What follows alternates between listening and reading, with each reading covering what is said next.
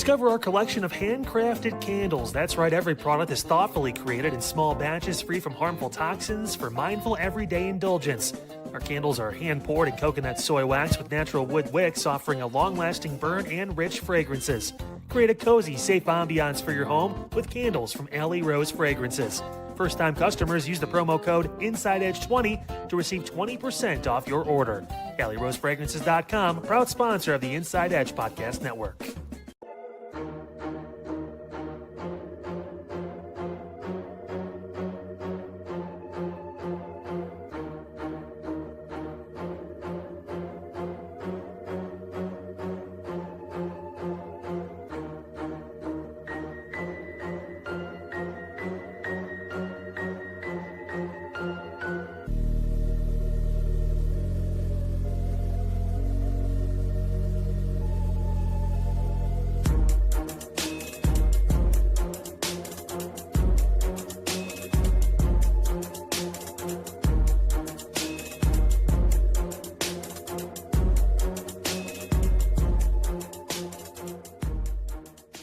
Fanatics isn't just our name, it's who we are. Loyal, passionate fans dedicated to our favorite teams and to the sports we love. That's why we're honored to be able to offer fans the world's largest collection of official sports apparel and sports jerseys from all the leagues, teams, and players you love. We feature a wide selection of gear from every league, including NFL, MLB, NBA, NHL, and NCAA merchandise, which allows us to serve fans of football, baseball, hockey, basketball, lacrosse, soccer, golf, and everything else that gets your heart pumping. Go to Fanatics.com by using the QR code on your screen right now to celebrate your teams. And welcome in, everybody, to another episode of Inside Edge Primetime here on the Inside Edge Network. Chad Bryan to my right, your right, everybody's right, and I'm Eli Moon, and we are back in the saddle, on the saddle, saddle adjacent here on your Wednesday edition of Inside Edge Primetime. Welcome in, everybody. Appreciate you being with us for another evening here on the Inside Edge Network. We appreciate you spending the time. We're here with you for the next hour, and then, of course, a 3-hour stream, one phenomenon, one stream, 3 shows, that is. We got, of course, Inside Edge Primetime, Chad and I, 10 to 11. Autumn Chisholm, tonight with Chad Bryan, the Daily Spiral, 11 to 12. And 12 to 1, Midnight Run with Anthony Alford, our program director and bro. He is on vacation until next week, taking care of some things. So I will be in the saddle tonight, and I'll be talking with you at midnight as well. So excited to get after it with all of you. If it's your first time, hello. If you've been here before, welcome back. Make sure you like, subscribe, follow at Inside Edge Net on all the socials, YouTube, X, Facebook, Instagram, TikTok, all the great stuff, Twitch as well. Smash that notification bell so you know when we're going live. Of course, we have 4 great daily programs for you. We have, Unfiltered with Kyle Cornell, 5 to 6 p.m. weekdays. He's on vacation this week, but he'll be back next week. And, of course, you got to see him the last 2 nights on Midnight Run, Kyle Cornell, that is. Then you have Inside Edge Primetime, Chad and I, the Daily Spiral with Autumn, and, of course, Midnight Run with Anthony Alford. So you can stay up to date with all that, all the great weekly programming as well, and read about your favorite personalities at InsideEdgeNetwork.com, where you can read about Chad, myself, and everybody who does a great job. Go over to our partners page, cannot do without them, Fanatics.com, AlleyRoseFragrances.com, W Energy, Monster Moments, SportsMemorabilia.com, and Omega Video Marketing. And we couldn't do it without you. So go to the merchandise store, grab a shirt, a hat, a mug, a polo, a windbreaker, grab it all. Rep Cleveland's digital leader and your source for sports, entertainment, mental health conversations, news, and everything in between. And of course, cannot let the people forget, Chad. They got to go grab the Inside Edge Network app on Roku so they can take us wherever they'd like to go. We're on Roku as well. So stay up to date with us here on the Inside Edge Network. We appreciate you for tuning in wherever you may be. We're going to get into a lot here tonight. We're talk a little bit more about those Guardians. They are a game back of the Chicago White Sox. How can they get into first? How can they jockey for the AL Central? Chad and I were talking after the show yesterday where it seems like the Central really might be more important than years past. And I know that sounds silly to say, but usually it's okay, they get it. You know, they won the division. Cool. The division, however, this year is one of 2 really only competitive divisions in baseball in the AL right now. And it's something where the Guardians are going to have to really figure out how to win the Central to possibly get into the playoffs. Otherwise, they might be in some trouble. So we'll talk about that later on. And, of course, we go way back on this Wednesday. We're going to do all of that. But before we begin, Chad Bryan, how are you doing tonight, pal? I am doing fantastic. Yes. I'm doing great, man. It's Wednesday. It's the middle of the week. That's good. We're getting there. By the way, I wanted to say I didn't get a chance last night. Like we sped right through. The hour went so fast. We had so much fun. Time flies, Yes. having fun. So much fun. It went so fast last night. I did not get a chance to say happy birthday to my friend Molly in Turkey. Yes.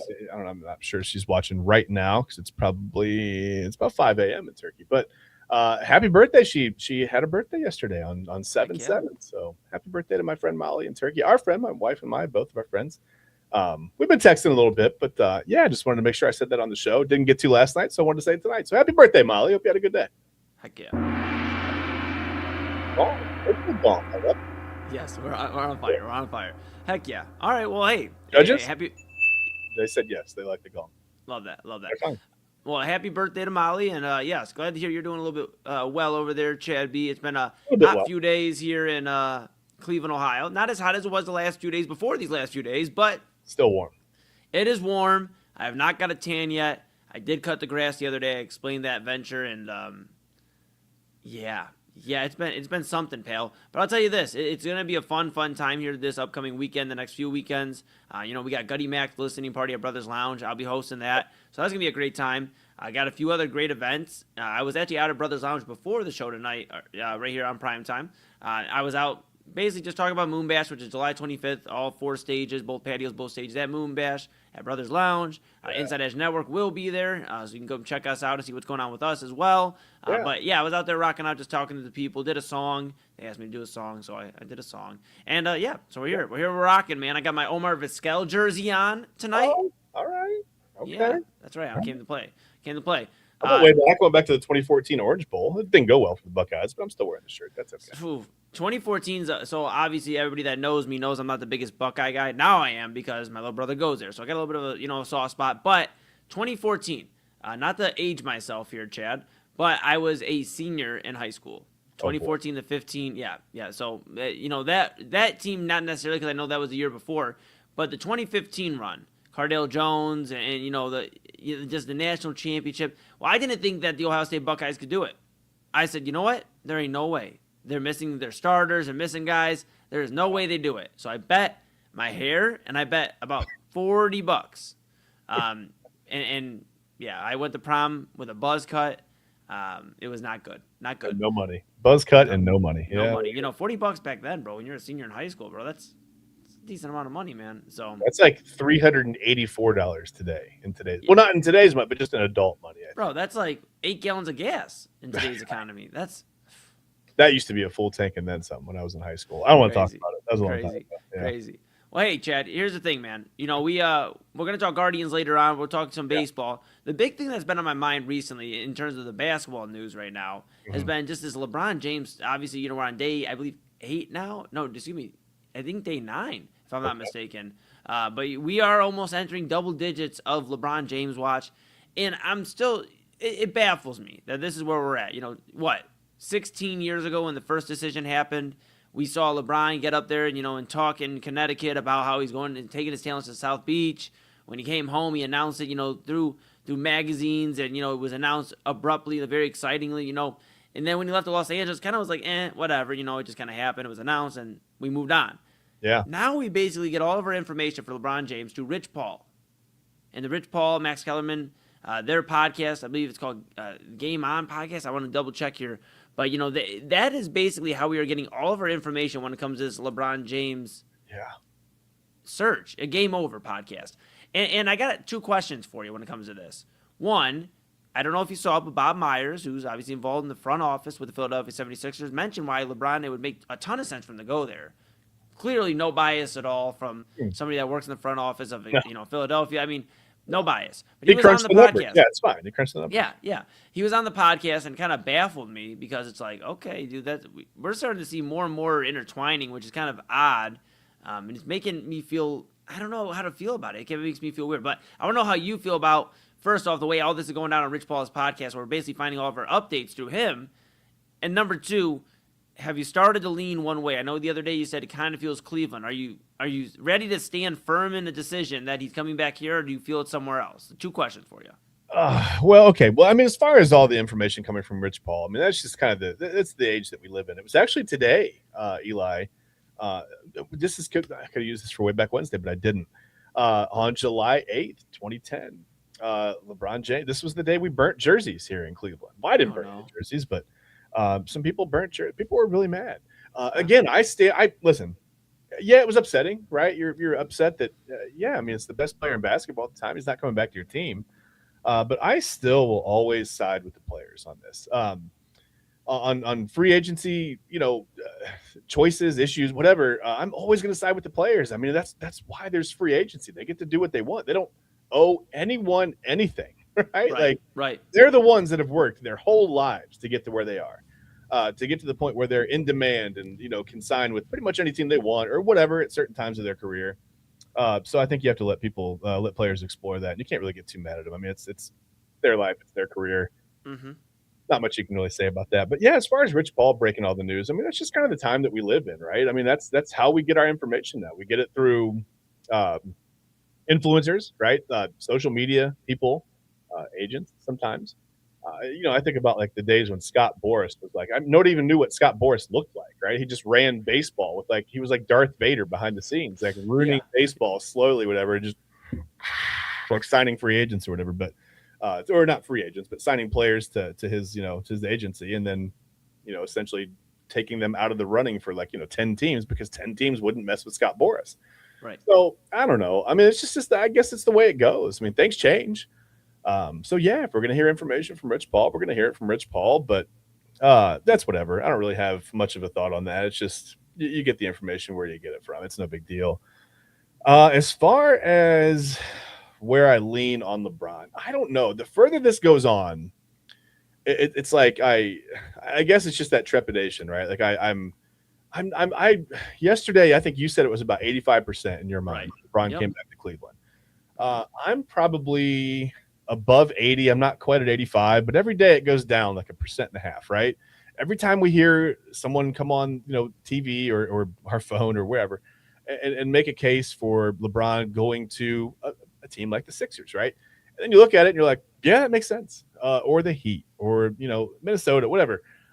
Some of these places, some of these destinations seem to make some sense for LeBron. And listen, I get it. Everybody wants the story. Well, not everybody, but some people want that storybook ending. They want him to come back home, and coming back to Cleveland doesn't. I mean, going nowhere guarantees a title. Okay, first of all, nowhere guarantees a title for LeBron.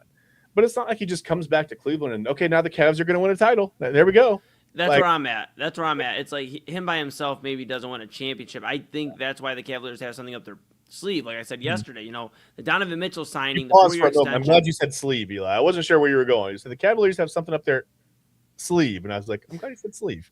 Thank you. I'm very eloquent with my words most of the time, Chad B, and I try to be so tonight. But with that being said, I think the Cavaliers have something up their sleeve. They signed Donovan to a 4-year extension. $278, I believe, for Donovan. So that's a lot of money, and you're not going to invest that just to invest it. If you're the Cavaliers and you felt like you weren't going to be able to go make another title push with Donovan involved in some capacity, whether he is the leader of this team, whether he is the number 2 and he has to learn how to be a leader, or he's just cemented as a really, really good, if not great, number 2 option, then the Cavaliers feel some sort of future with him. Mm-hmm. So there's got to be some reason he's coming in, coming back to Cleveland. Obviously, he'd be here this season, but to invest long term, is it the selling point of LeBron?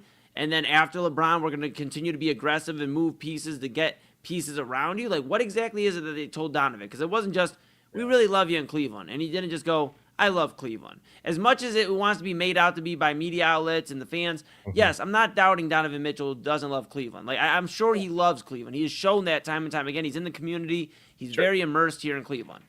But they told him something, folks. There's no reason he would sign a 4-year extension, basically the rest of his prime, in Cleveland if they just said, and we're planning on running this back for the next 4 years. Right. Why would he sign up for that? So there's something. We're going to stand, Donovan. Okay, yes. Sure, I'll sign. It's like, so maybe that's, something the Cavs know that we don't know in terms of, is LeBron, who comes with him? Is it going to be DeMar DeRozan being, the first guy off the bench, possibly, after you ink James Harden to a team-friendly deal? Do you go out and get Anthony Davis?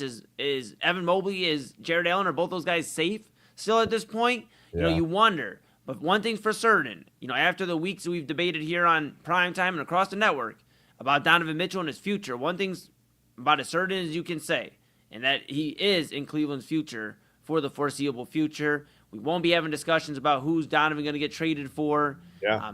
Just simply because, one, they just signed it. There's some commitment level there. And two, a lot of teams don't want to take on that type of money to go into the second apron. The second apron has made trades in the NBA so much tougher. So Cleveland has made their bet essentially with Donovan. What they do around him now is to be seen. Yeah, hopefully they don't sleep. Yeah, I don't know. I don't know. I feel like some of these contracts they would be a harbinger of something, right? Now I don't know anymore in the NBA. It's really weird. I'm watching videos of all the jerseys burning, by the way. No, don't do it, buddy. I'm just remembering that time, man. You got to sometimes. I think you have to go back, even if the history is bad, Eli. You have to remember it, or you're doomed to repeat it, right? So maybe just by watching him take his talents to South Beach, 16 years ago, maybe that'll keep us from having that happen this year. But I don't know. I don't think that's how that works. But I don't know. I just like I said, every day that it goes on, I feel like the percentage of him coming back goes down a little bit, because if he were that sold on coming home, what would there be to listen to? But I do believe that he's listening, as he should. I don't have any problem with it. I don't think that, again, he doesn't owe us anything. He came back for the second run. It was a heck of a run, man. 4 straight finals appearances, a title finally here in Cleveland. LeBron doesn't owe anybody anything. I mean, it's up to him. I know people want to give you the ring chaser moniker or whatever, it's a hit on your legacy. I mean, at this point, I don't know. Does he care about his legacy? I think he just wants to play. I think he wants to be on a competitor. It doesn't really – it's not about, trying to build his legacy at this point. I mean, he's going to be 42 years old. I think it's just about like, hey, if I come back and play at 42 years old, I'd like to do something good for my son. It's nothing wrong with being a good father. And B, I'd also like to be on a pretty good team, because I want to play as much basketball as I can. I want to get as far as I can. I'd like to see the finals one more time. You know what I mean? Yeah. And he doesn't have to be the number one option. He doesn't have to be, the reason that team has been, dragged to the finals. He's not. This isn't 2007 anymore. It's not going to happen like that. Here's why I disagree. Because if it was just about happiness, he would have just stayed in Los Angeles and played with his son. How much more happy can you be as a proud father besides playing with your son? This is why I think the Lakers moved on from him. I think the Lakers were like, hey, listen. Man, you can say whatever you want and whatever, the court of public opinion will weigh on it, but you can say that you're not returning, but we're just we're done. Sure, but I think there's other options out there for him if it was just about being happy. I do think there's a tiny degree of, yes, he wants to be happy where he goes, but you know what makes LeBron happy? Being in title contention. So he's obviously he's looking, but I think in terms of legacy, because you had said something there about, he's not really worried about his legacy. And I disagree. I think he is. Otherwise, he would have signed somewhere. If he's not worried about legacy and just wanting to team up with somebody, whether it's Fresh or one of his bros, he would have already been in Golden State at this point, or he'd be out in Minnesota for that matter. He'd already be signed. There's something he's waiting to see, and seeing how these teams, these final dominoes, DeMar DeRozan, if Anthony Davis gets moved, Jonathan Kuminga's still out there. I think that, personally, bro, I believe that he is waiting on these types of moves and other moves and all the dust to settle so he can know who is going to put him in the best position to win a championship, because he's not naive to the fact that if he wins one more, first off in his final season, and he does it with either a different team or he gives Cleveland their second one, after coming back again, he's going to be talked about in terms of legacy greats. That's going to do something for your legacy. I do think he's weighing all that out right now. Otherwise, he would already sign somewhere. I believe there's other teams that could offer more money. There's other teams where he hasn't been in the different city, where he could just go kick it. I think there's definitely a lot being weighed into this decision for LeBron, because otherwise I don't think it would last this long. I think he's waiting for these other dominoes and everything else, but we'll keep an eye on it, Chad. We'll keep an eye on him. This guy definitely loves to make a story, and here we are talking about it almost, day 8, day 9 of this thing, so yeah, here we are. Day 8, day 9, year 20, yeah, here we are. Exactly. Well, here's what we're going to do, folks. We're going to let you grab some drinks, whatever you want to grab some caffeine, whatever you need. Grab your dinner, get ready wherever you're at. Chad and I are going to take a quick break here as well. When we come back, we're going to talk about the Guardians. They are a game back of the AL Central lead. The Chicago White Sox continue to show up, despite Chad and I, and more so that guy on the right, you're right, everybody's right, saying that they wouldn't be here around this time. So we'll keep an eye. We'll see where they're at in a month from now and where they're at right now. We'll talk about the AL Central, talk about the American League, talk about some teams that have surprised us a little bit. I got a few for Chad I'm going to throw his way. And then later on, I throw Chad in the time machine, he gets ready to go, and we're going to go way back Wednesday. So stick with us here. This is Inside Edge Primetime on the Inside Edge Network. That's Chad B. To my right, your right, everybody's right. I'm Eli Moon. We're back after this. Key On Sports is the leader in Ohio high school athletic coverage in written, print, and video streaming. From the latest news and results and written content to the high school football game of the week every Friday, Key On Sports has you covered. The vision of 15-time published author Vince McKee has become the most trusted site in Ohio high school athletic news. From podcasts to player profiles, Key On Sports is your one-stop for all of it. Visit them today at keyonsports.com or on YouTube at Key On Sports. Check out their socials on Twitter and Facebook as well. Clean energy, bold flavors, and no jitters. See why people won't shut up about Dubby. Clean energy, no jitters or crash. Whether you're starting your workday or getting ready to exercise, Dubby Energy helps you lock in and focus. With over 15 flavors to choose from, you can't miss. Order Dubby Energy right now by using the QR code on your screen and use the promo code InsideEdge10 to receive 10% off your order. Dubby Energy, your energy-focused sponsor of the Inside Edge Network, Cleveland's digital leader. Discover our collection of body mists made with clean, minimal ingredients. Handcrafted with natural essential oils and clean ingredients, they offer a natural alternative to synthetic fragrances. Perfect for sensitive skin and those seeking clean, mindful self-care, and the perfect gift for you or your special someone. Courtesy of Alley Rose Fragrances. First-time customers, use that promo code InsideEdge20 to receive 20% off your order. AlleyRoseFragrances.com, a proud sponsor of the Inside Edge Network, Cleveland's digital leader. Whether searching for a baseball autographed by your favorite World Series slugger, a signed football by an iconic Hall of Famer, or the jersey of a world-famous soccer star, you've come to the right place. Here at SportsMemorabilia.com, the web's leading source of authentic sports memorabilia, you'll find more than 500,000 authentic products from nearly every professional sports league, team, and players. Not only will you find your next prized sports possession with ease thanks to superb customer service and tremendous site experience, you'll have the satisfaction and peace of mind that every product listed comes complete with a certificate of authenticity and is fully backed by the SportsMemorabilia.com lifetime authenticity guarantee. Go to SportsMemorabilia.com by using the QR code on your screen right now. SportsMemorabilia.com, a proud sponsor of the Inside Edge Podcast Network, Cleveland's digital leader. Find us on InsideEdgeNetwork.com for the latest information on your favorite shows, personalities, and network partners. Plus, guess what? We have a merch shop. That's right, we have network polos, t-shirts, champion jackets, hats, and bottles. Rep the network. Every purchase supports independent sports and entertainment media. Use the QR code on your screen right now to check out InsideEdgeNetwork.com. That's InsideEdgeNetwork.com.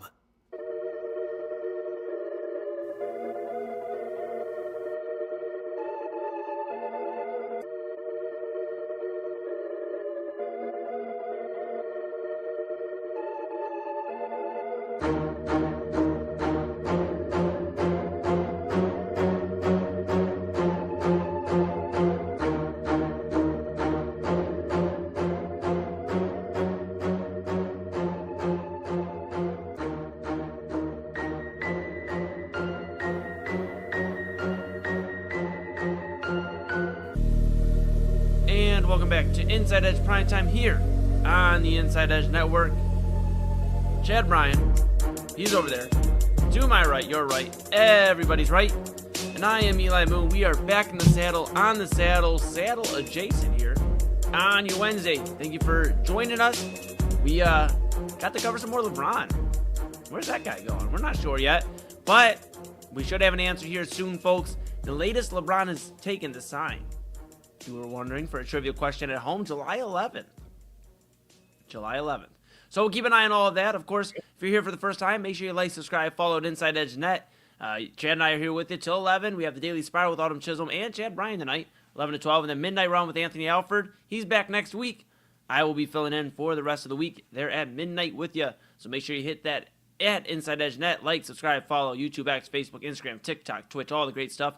Go to InsideEdgeNetwork.com, read about your favorite personalities like Chad and I. Go over to the partners page, our partners page, a lot of great stuff there. And, of course, the merchandise store. Grab something nice, rep Cleveland's digital leader, your source for sports, entertainment, mental health conversations, news, and everything in between. And download the Inside Edge Network app on Roku. We're everywhere, so take us everywhere with you. Everywhere with the Roku app. All right, Chad B., you look like you're looking at the plans for space. Is that what you're looking for? Yeah, well, I'm looking at this White Sox roster, and I'm looking at You look so puzzled. Like you looked like you were reading like some serious science paperwork or something. You're like, and if you carry the one, and then that's an imaginary number, so that's and pi is greater than Well, cookies are better than pie, but everybody knows that. Yeah, that's where I'm at.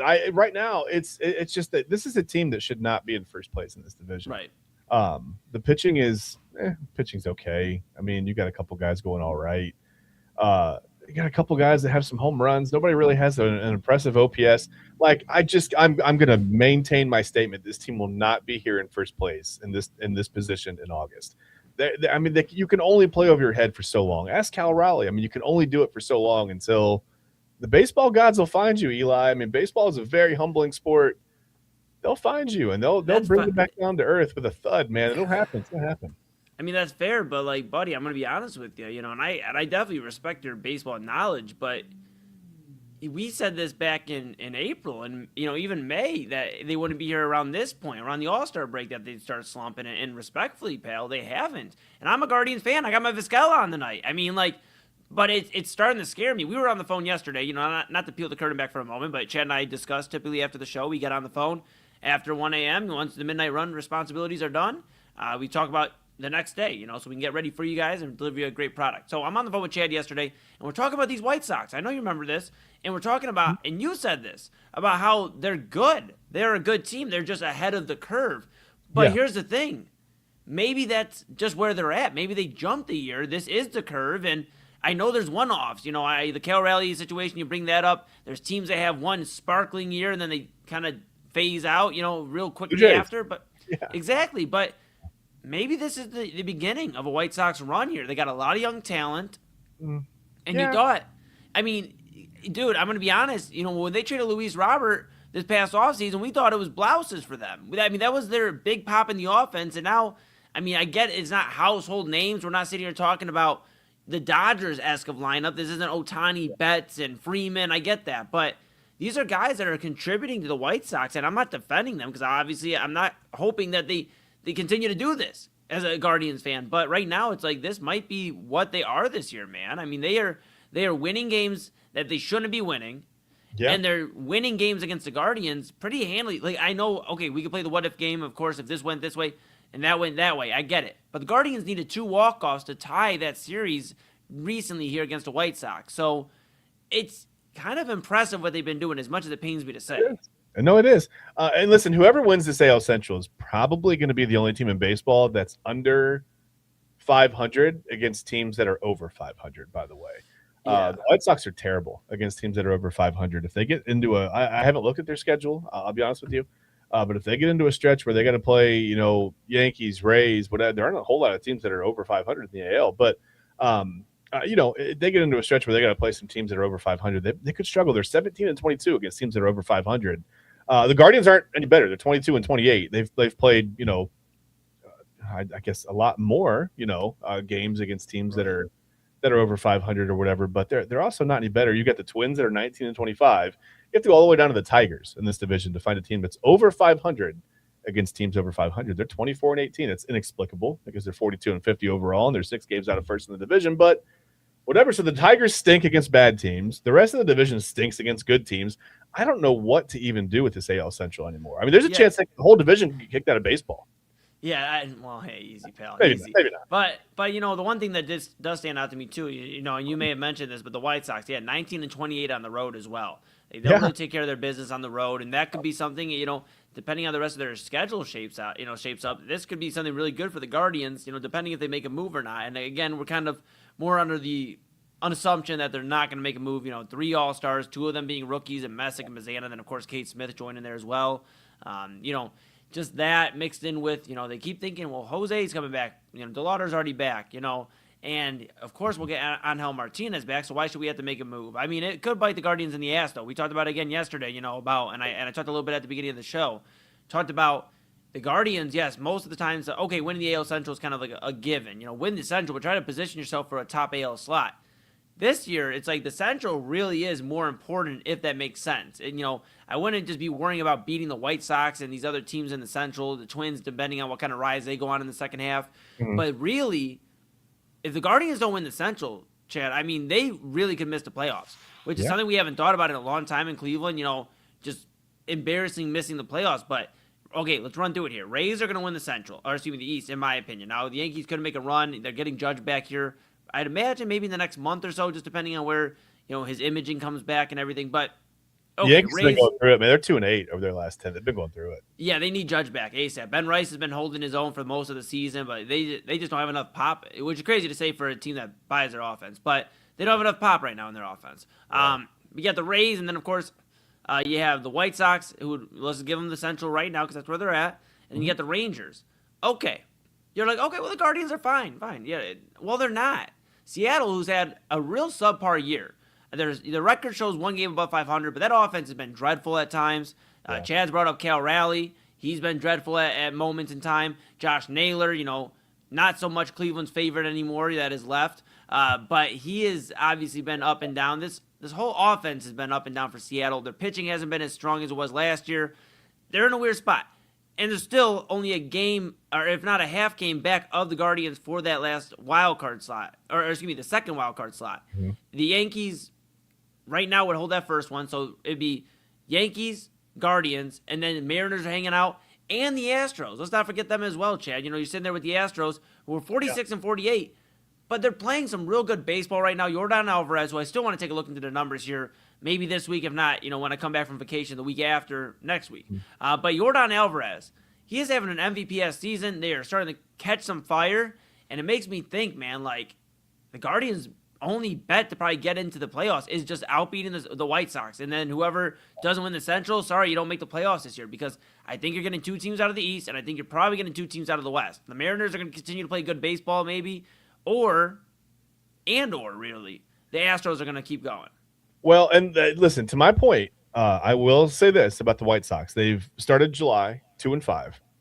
They've lost the first 2 games, and their whole key, like I said, the pitching's not, it's whatever. They've given up 410 runs, but they've scored 429. No one expected that out of this White Sox offense. It was miserable last year, right? Right.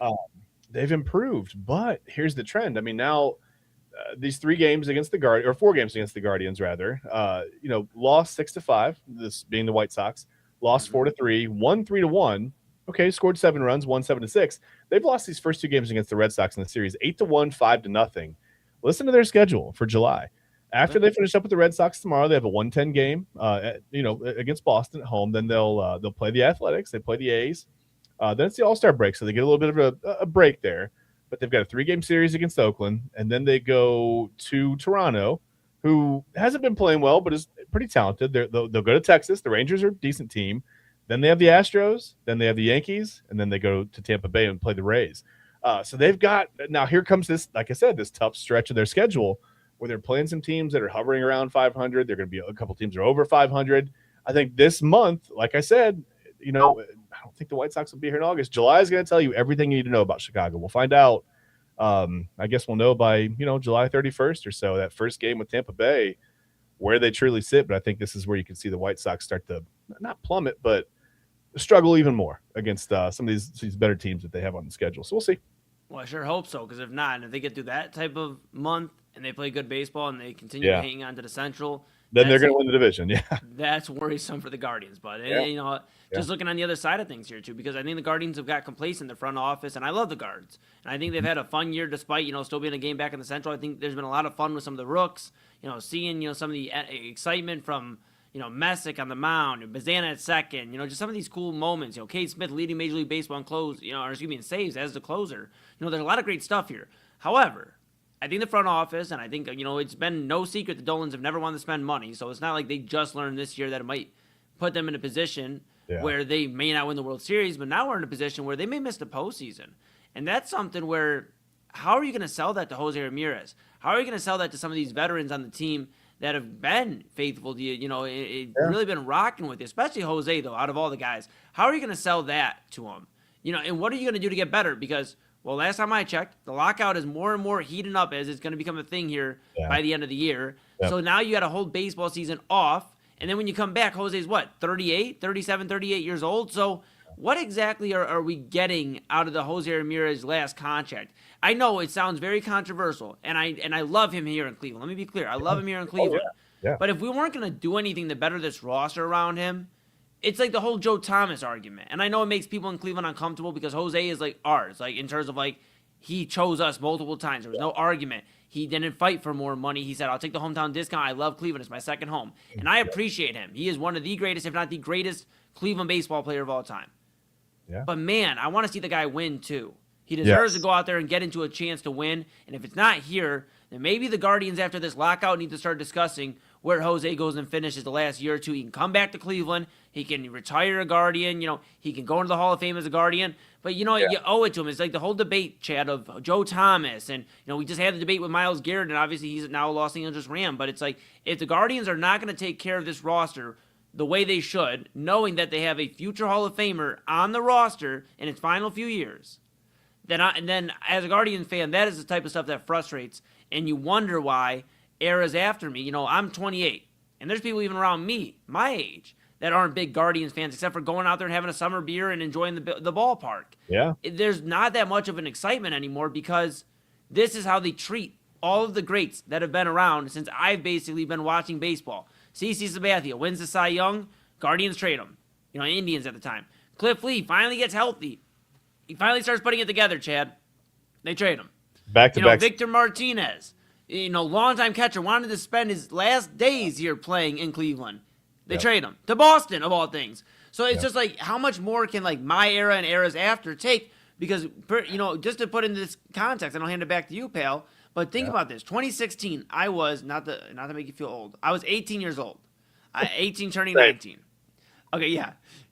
I was 18 turning 19. But think about that, Chad. That's the last time that the city's been in the World Series. Yeah. What happens if another 10 years go by? Another 10? And people don't remember that. We talk about how long it was for the World Series runs, and the 90s weren't that long ago. Yeah. But it did feel like a grip from 97 to 2016. If the Guardians can't get it together, I think they're taking Jose Ramirez for granted. And they're taking the fact that they've been able to coach up the farm system with the pitching prospects for granted. And they're not going for basically the finishing touch to bring it home. That's what frustrates me and a bunch of younger Guardians fans, in my opinion. I get it, and you're perfect. I think that's you're entitled to feel that way. I mean, I completely understand that. Sometimes I watch, and I know I'm a Braves fan, and I've seen a couple of titles in my lifetime, and whatever. But I've watched the Braves go through these points too, where they would spend the money, right? They'd go out and they'd fill the hole in the lineup, right? You need a big right-handed bat, you go get Gary Sheffield, and all of a sudden the offense is an absolute terror, but you can't get past the Cubs or the Astros in the first round of the playoffs. And these things, going out and getting that guy does not guarantee a World Series appearance in baseball. That's the wild thing about it. And I think that's what the Guardians front office hangs their hat on. It's like, well, look at all the teams like the Rays who don't spend a lot of money and are consistently, contending for, playoff spots and World Series and the division, the toughest division in baseball, maybe, by the way. We thought it was going to be the NL East, but the Mets plummeted. I don't know what they did. They just started to Met very early this year. That's okay. Yes. But at this point, if I'm just to get back to the Jose Ramirez thing, if the Guardians were to trade Jose Ramirez, at that point, it would be a move solely for him to send him out and hopefully try to get him to a World Series. But again, you can't really guarantee that in baseball. All you've really got here with Ramirez, unfortunately, you have a little bit of an aging superstar, right? You got a guy who he can be the 3-hitter in your lineup. He's probably the best defender on the field. He can still steal bases at 33 years old. He was stealing bases before he got injured. We know that. He can run. But that's not going to hold up for very long, right? He's not going to be 36, 37 in 2029, 2030 and be putting up those numbers, the stolen base numbers and all that around, the all-around numbers like that. Right. Very friendly contract. I mean, obviously he's under contract through 2032 for $25 million a year. That's a bargain. That's more than a bargain for a guy like Jose Ramirez. But if they trade him, it's not going to bring back a ton in assets. It's just not. It's not even to bring him back for assets. It's just doing right by him, and whether that's doing it right by him here and I understand, the discussion of, well, the Guardians can hang their head on. They don't trade a lot of times, and they still end up in the playoffs and make a deep run. I get that. But, Chad, and I know they struck out before, and I know the lockout impending. The best Guardians team that I can remember, the most talented, was when they went out and traded for Edwin Encarnacion. Or, sorry, they signed Edwin Encarnacion, big contract. I think it was $60 million. And they went out that same year and did, at the trade deadline, got Andrew Miller. They went out and added bats. They went out and got aggressive. I believe they also brought in Brandon Guyer, who I know is not – nobody's going to be like, dang, they brought Brandon Guyer in. But he was a guy who got on base. They were very savvy. They made moves. They were aggressive. And guess what? They were one inning away, really, a few innings away from winning the World Series. So, it's frustrating when that's 10 years ago, and that's the most aggressive they've been in my lifetime. They have never been that aggressive, and you see where it got them. So, I think that's where younger fans are kind of like, okay, we understand that the lockout's happening. Yeah. But you also got to understand what Jose, not you, the Guardians, the front office, has to understand where they're at in terms of timetable. We talk about it all the time with the Cavaliers.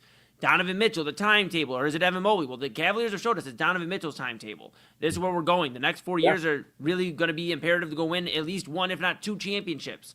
That's the goal. The Browns have showed their timetable. They moved off Myles Garrett. They're not in a win now mode. They're going to tell you they want to win, but they're about building this team. The Guardians have to decide: are they putting all their eggs into the rookies and this young team and reshaping the timeline, or are they trying to win it with one of the greatest Cleveland baseball players to ever suit up here in the city? That's the question they got to answer. Yeah, it's a big question. It's not an easy question to answer. It's going to be a tough one. I mean, the like you said, the development maybe second to none in baseball.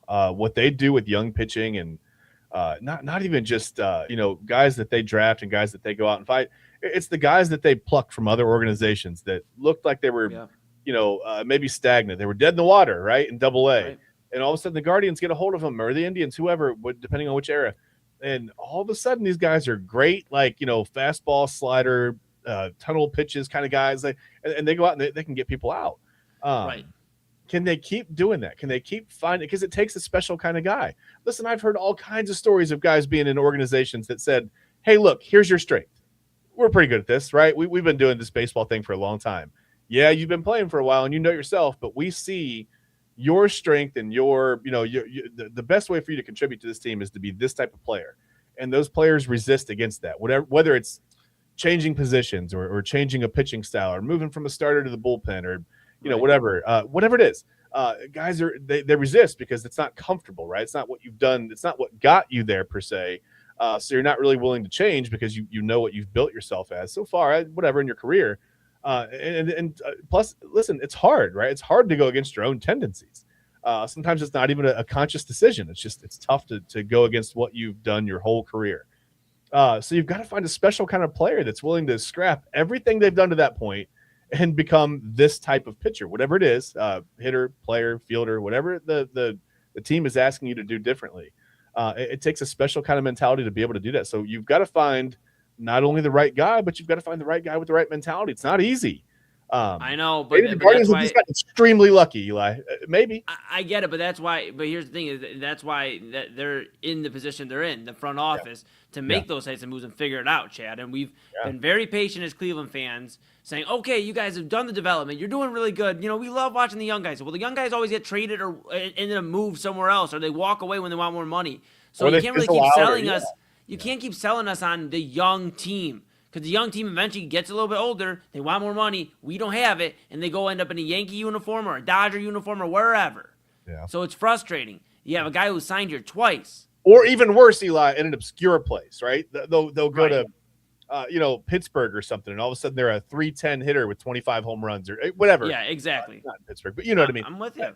And it's just like, what? How could we not get that out of that guy here? This is it's a nice little baseball town, but it's frustrating. It's frustrating. And, we'll keep revisiting this, Chad. We're a little bit out of time here on this tonight, but we'll talk more about it. For sure. That's where I'm starting to get to, man. It's like you got to respect the guys. You're going to see a level. I'll say this, my final point. You'll see a level of resentment towards the Guardians if they don't bring Jose at least close to the World Series. I'm telling you, that's not an overstatement, and I can explain more maybe tomorrow, but. We're going to take a quick pause here. We're going to let you grab a drink, a caffeinated beverage, whatever you like. Grab your dinner. If you're eating your dinner, grab your dinner. Get it ready again during the break. Eat it. Rock and roll. Get dessert maybe. And Chad and I, we're going to get ready for Wayback Wednesday. Chad's going in the time machine. Hopefully this time he's good. We'll see when we all get back. We'll do Wayback Wednesday, put a bow. Don't be shocked when I come back in here in black and white mode. You know what happens. I go back to the time where there was no color streaming, and I come back. Yeah, I'll just act like everything's normal. Yeah, I'll be okay. I'll be okay. Okay. All right. Well, I'll be okay always here. even out, so. I'll be all good. Here on Inside Edge Primetime, Chad B to my right, you're right, everybody's right. I'm Eli Moon right here. And this is Inside Edge Primetime here on the Inside Edge Network. We're back after this. Fanatics isn't just our name, it's who we are. Loyal, passionate fans dedicated to our favorite teams and to the sports we love. That's why we're honored to be able to offer fans the world's largest collection of official sports apparel and sports jerseys from all leagues, teams, and players you love. We feature a wide selection of gear from every league, including the NFL, MLB, NBA, NHL, and NCAA merchandise, which allows us to serve fans of football, baseball, hockey, basketball, lacrosse, soccer, golf, and, well, everything else that gets your heart pumping. Go to fanatics.com by using the QR code on your screen right now to celebrate your teams. That's fanatics.com, a proud sponsor of the Inside Edge Network, Cleveland's digital leader.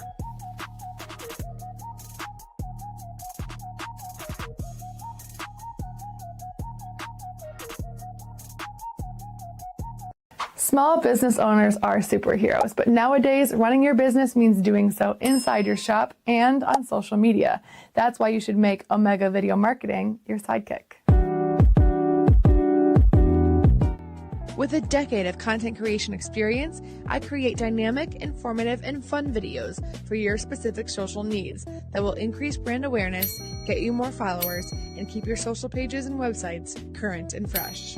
I offer flexible pricing and turn times and will work with you to understand your brand and your story.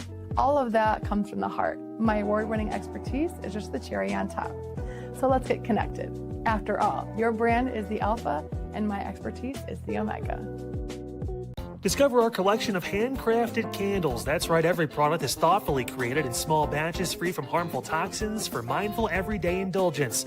Our candles are hand-poured in coconut soy wax with natural wood wicks, offering a long-lasting burn and rich fragrances. Create a cozy, safe ambiance for your home with candles from Alley Rose Fragrances. First-time customers use the promo code InsideEdge20 to receive 20% off your order. AlleyRoseFragrances.com, proud sponsor of the Inside Edge Podcast Network. Mosser Moments Photography is a husband and wife wedding photography team based in Cleveland, owned and operated by Inside Edge Network's very own Ryan Mosser and his wife Hallie. For the past 10 years, they've captured more than 100 weddings across Northeast Ohio and beyond, always working together as a true two-person team. Their style centers on authentic, emotional storytelling, documenting the real moments between two people in love and creating images that feel natural, comfortable, and true to the couple. Rooted in Northern Ohio but inspired by their travels, Ryan and Hallie bring a warm, personal approach to every wedding day. Their work blends experience, consistency, and a genuine passion for helping couples relive their best day through timeless photography. Learn more at MosserMomentsPhotography.com by using the QR code on your screen right now. MosserMomentsPhotography.com, a proud sponsor of the Inside Edge Network, Cleveland's digital leader.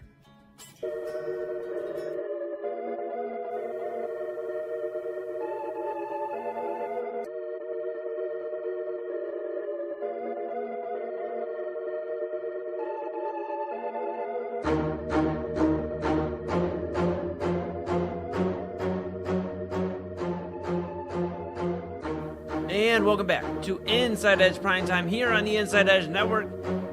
Chad Bryan, goodness gracious. To my right, you're right, everybody's right. I'm Eli Moon.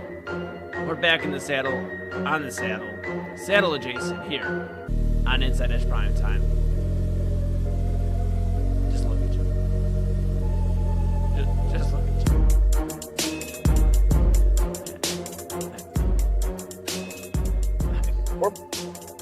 No. Feels weird. Feels really weird. Yeah, dude, how do you explain it? Like, let me ask you this before we get into it. I know we're short on time. Let me ask you this. What happens if, like, Mrs. Bryan or, like, you know, one of the kiddos walk by and see you like that? I haven't really had to worry about that yet, so I'm just going to go for just plausible deniability. I don't know. Okay. It's not really plausible because I know about it, but I don't know. I'm just gonna hope it never comes up. I just never have to explain why I'm not in color. I don't know.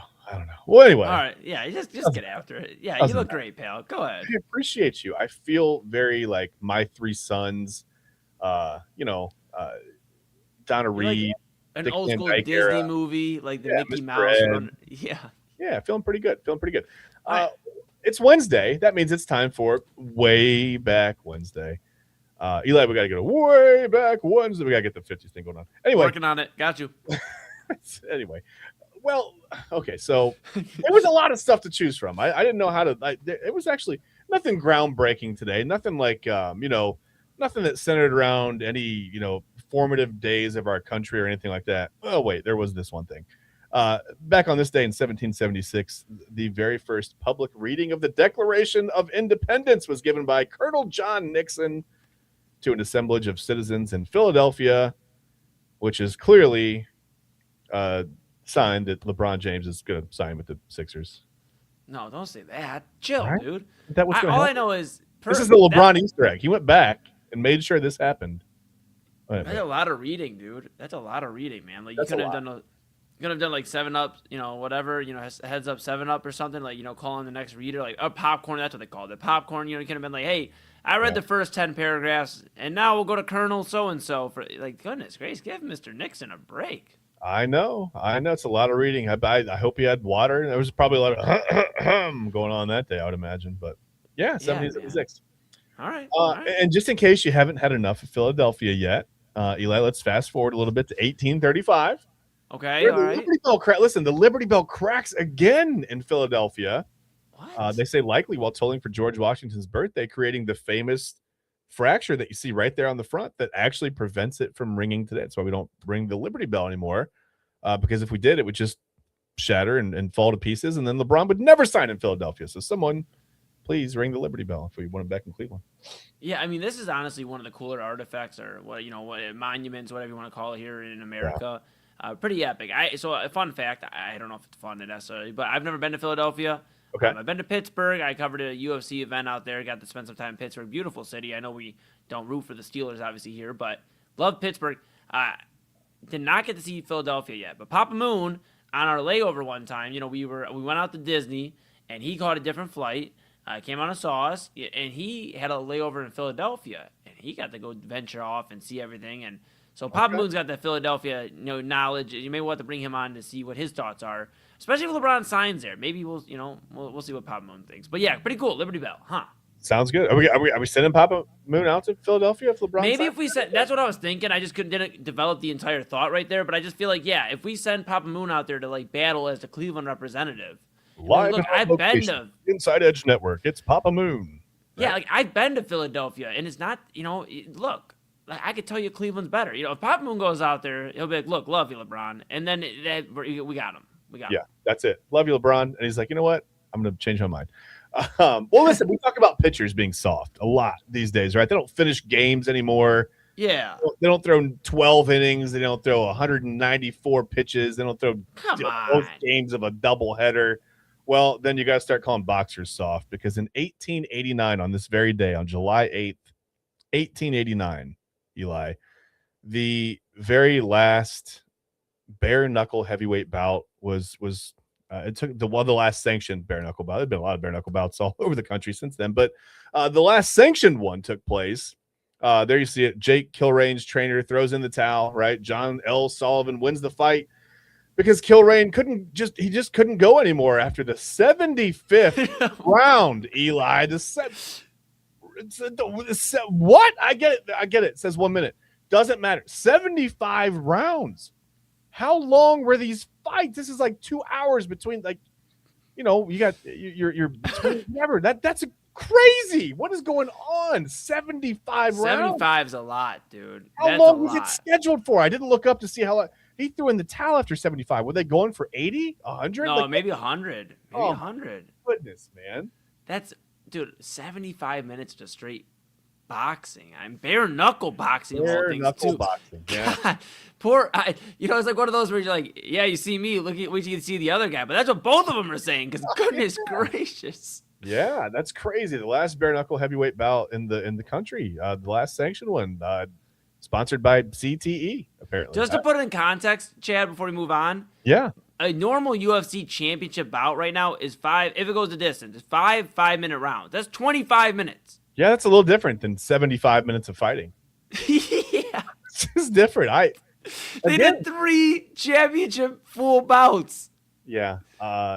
Honestly, kill reign unacceptable. Get back up. Yeah, bro. At least go 80. Like soft. Come on, man. Soft. Well, whatever. We're gonna stay in the 1800s. Okay. As my kids like to say, what was life like in the 1900s? And I go, shut up. No, I don't tell them shut up. But 1898 on this date. Okay, July 8th, 1898. Eli, this is a fun one. The shooting death of crime boss. So, well, it's not fun, but you'll see why. The shooting death of crime boss Soapy Smith releases Skagway, Alaska from his iron grip. And Eli, before this day in 1898, Mr. Smith had always made a clean getaway. Yeah, down with Soapy. Down with him. You know what? It's time for a new... Chad, you throw some of these wild... this is why we don't send you back in the time machine more than once a week. Because this is some of the stuff... Soapy Smith? Hey. Skagway, Alaska? All right, on to the next one, bud. On to the next one. On this day in 1947, Eli. Okay. Look at this. Reports are broadcast that a UFO has crash landed in Roswell, New Mexico. And somehow I can't help but think that this is how we got Corbin from Love Island today. I think that this is the origin. This is Corbin's origin story. He probably thought that UFO crash was pretty neat. Yeah. Pretty neat. It was very neat. Yeah. His grandpa or something. Yeah, maybe. Let me ask you this. Yeah. And, you can ask Autumn because, we're not going to bring Autumn on. Autumn at the top of the hour, so we are up against it here. I got to ask you this one. Go ahead. Do you believe in aliens? I mean, space is huge. There's got to be something out there, right? Okay. All right. I just want you to ask. You're going to ask Autumn because I'm going to disappear at 11 o'clock. You're going to ask her. Okay. Okay. Right, well, good luck disappearing. Good luck. I hope you become visible again. We got to bust through this. On this day in 1990, this is a cool one. This only lasted for 1 second, Eli. This was relevant for 1 second in 1990 on this day. Oh, my God. On 1990, it was 12:34:56 on 7/8/90, giving you the run of 1, 2, 3, 4, 5, 6, 7, 8, 9, 0, a once-in-a-lifetime moment back in 1990. Amazing. Right. Just look at time. Time what we're is- running out of. Yeah, we're running out of it fast. It's going really fast. In 1996, the Spice Girls released the British girl group, the Spice Girls, released their debut single, Wannabe, in the UK.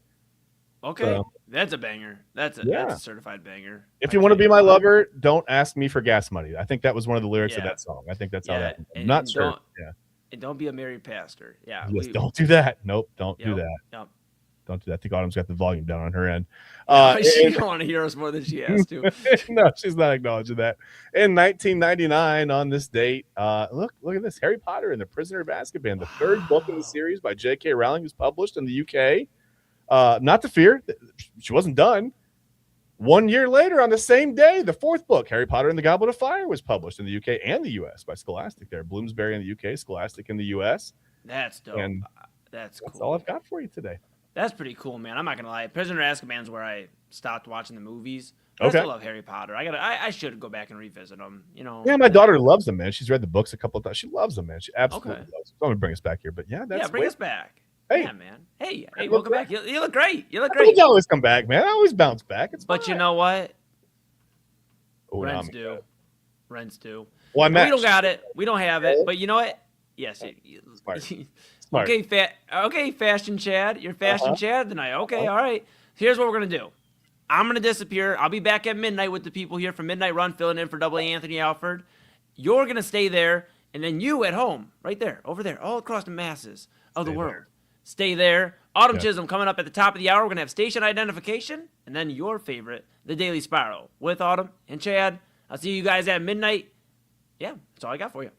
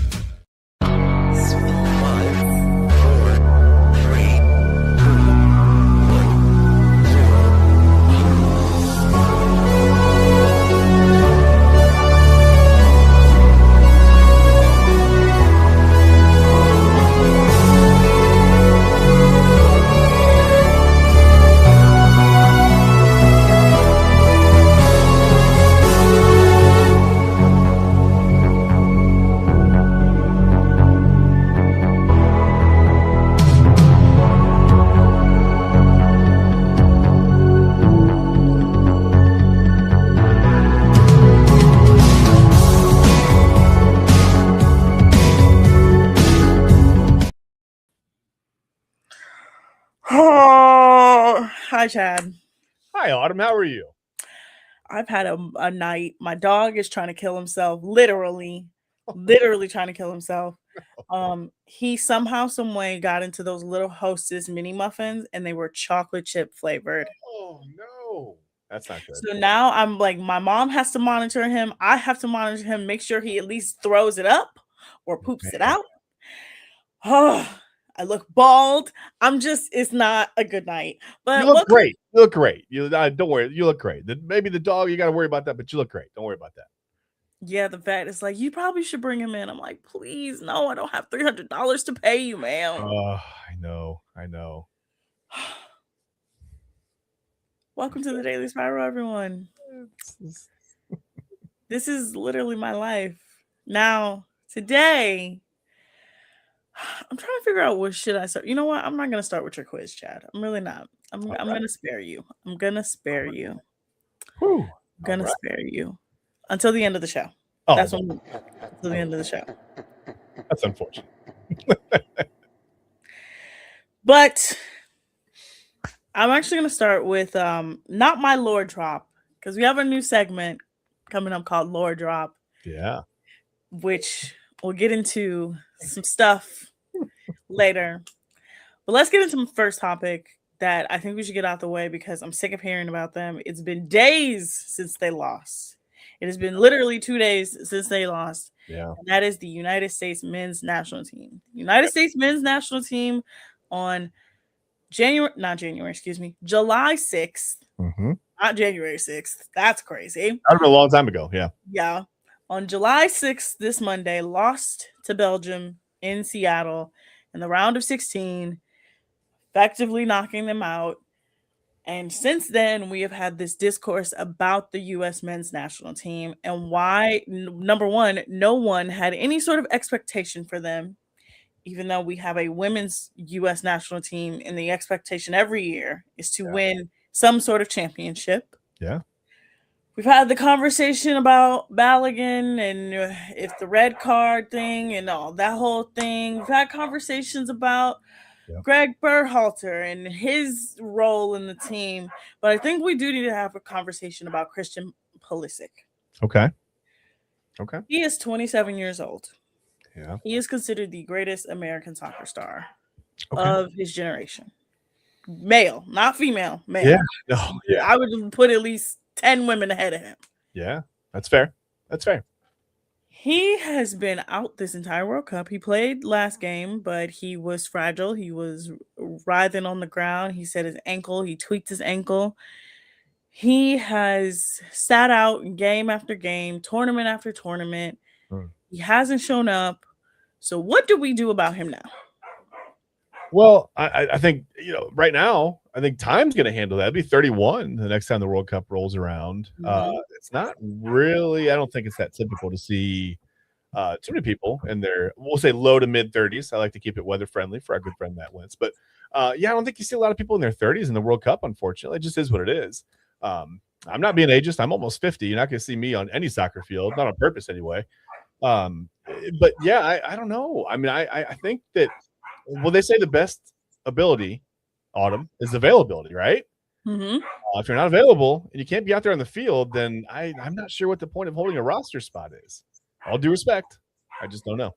No, I fully agree. He's 27 years old. He's considered the best U.S. men's national team player we've ever had. He's wildly inconsistent. I know he plays overseas, and I just think that this men's national team, and if you can hear my dog barking in the background, he's arguing with my mom. This happens every night. He's like, give me those mini muffins. I want more of those mini muffins. I don't even want to talk about that. It literally made my stomach hurt. I was like, oh my God. I was about to cry, but then I called my uncle. My uncle was like, it's mainly bread. It's not enough chocolate to kill him. And I'm like, it's still chocolate. And I'm like, he's like, just let him. I hope your dog's okay. I really hope your dog's okay. He's fine. He's barking right now like a crazy person. I think he's gonna poop it out in the morning or in the middle of the night. And like he's that kind of dog. But to my point about this team and Christian Pulisic, I'm so bored of them. Like they had all the momentum in the world. Yeah. And then I'm gonna just tell you right now, I never thought they were gonna win. I really didn't. I really did. Yeah. I thought they would get close. Mhm. I just never thought they would win. There was too many teams ahead of them that were so much better. And of course, we've seen how much better those teams are. Unfortunately, Argentina is a better team. Egypt was a better team. Belgium is a better team. Yeah. I hate to admit it. England is a better team. We all know France is way better than them. Yeah. Even Norway is better, right? Yeah. Yeah, that's fair. That's fair. And I saw some people being like, the US really has a chance. The US really has a chance. What have they shown you over the last, I don't know, 10 years to show you that they have a chance? They don't have a good men's national team program. They have the last time they won any sort of championship was the Gold Cup, and that was years ago. What is it? Was it the Copa Americas? They lost in the Copa Americas. They lost in the Olympics. Like any sort of major tournament that comes up, they lose like significantly. And I'm like, what made y'all think this was going to be the time? But because it was in America, that doesn't really mean anything. Just because it's in America didn't mean that it was going to be like anything major. Yeah. So I just, when I look at this team, I'm disappointed because we see the women's team and we see that they have built a juggernaut. Yeah. They built a juggernaut to where it's in and out, in and out, in and out. Yep. And it's a consistent program. And I'm just trying to think, what can the men's national team do to actually fix what is wrong in their program? Yeah, why? What? I mean, I wonder what the reason is for the disconnect between the men's and women's program. I've seen a lot of things about, well, and we've talked about it here on the show. Whether it's Eli and myself having the conversation, we've had Ben Bales on to talk about the World Cup, and it's just unfortunately, club soccer, travel soccer for youths, I should say, is very, very expensive. And I think we price out some of our best athletes. I think that a lot of our very best athletes in the country don't have a chance of playing travel baseball, club soccer, travel soccer. The easiest sport to get into is honestly, it's to get on a basketball court. You can take a ball anywhere and find a park with a court almost anywhere around you, right? And you can go to a gym, whatever. You can go somewhere and play, and it doesn't cost a ton of money. I mean, yeah, you can get into the AAU stuff, but I still think AAU basketball comparatively is a lot less expensive than travel baseball, and even like, well, hockey's ridiculous, right?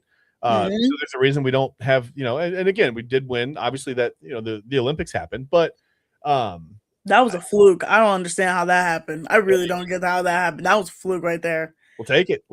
But yeah, the strength and the depth in the program is not the same. These European teams, some of the teams at France, Egypt, Belgium, even some of these teams have so much depth in those programs that you see guys come off the bench that are probably better than most of Team US's starters. And that's not even a shot at Team USA. It's just the soccer is just the football. They'd be mad at me if I called it soccer, but it's a better quality.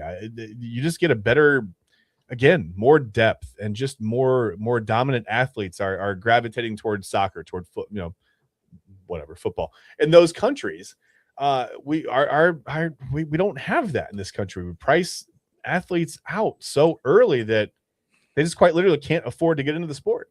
Yeah, because what is it? I know football isn't like super expensive to get into. I went to a sports school, unfortunately, where you had to pay to play. Oh, yeah. But like nobody really paid to play.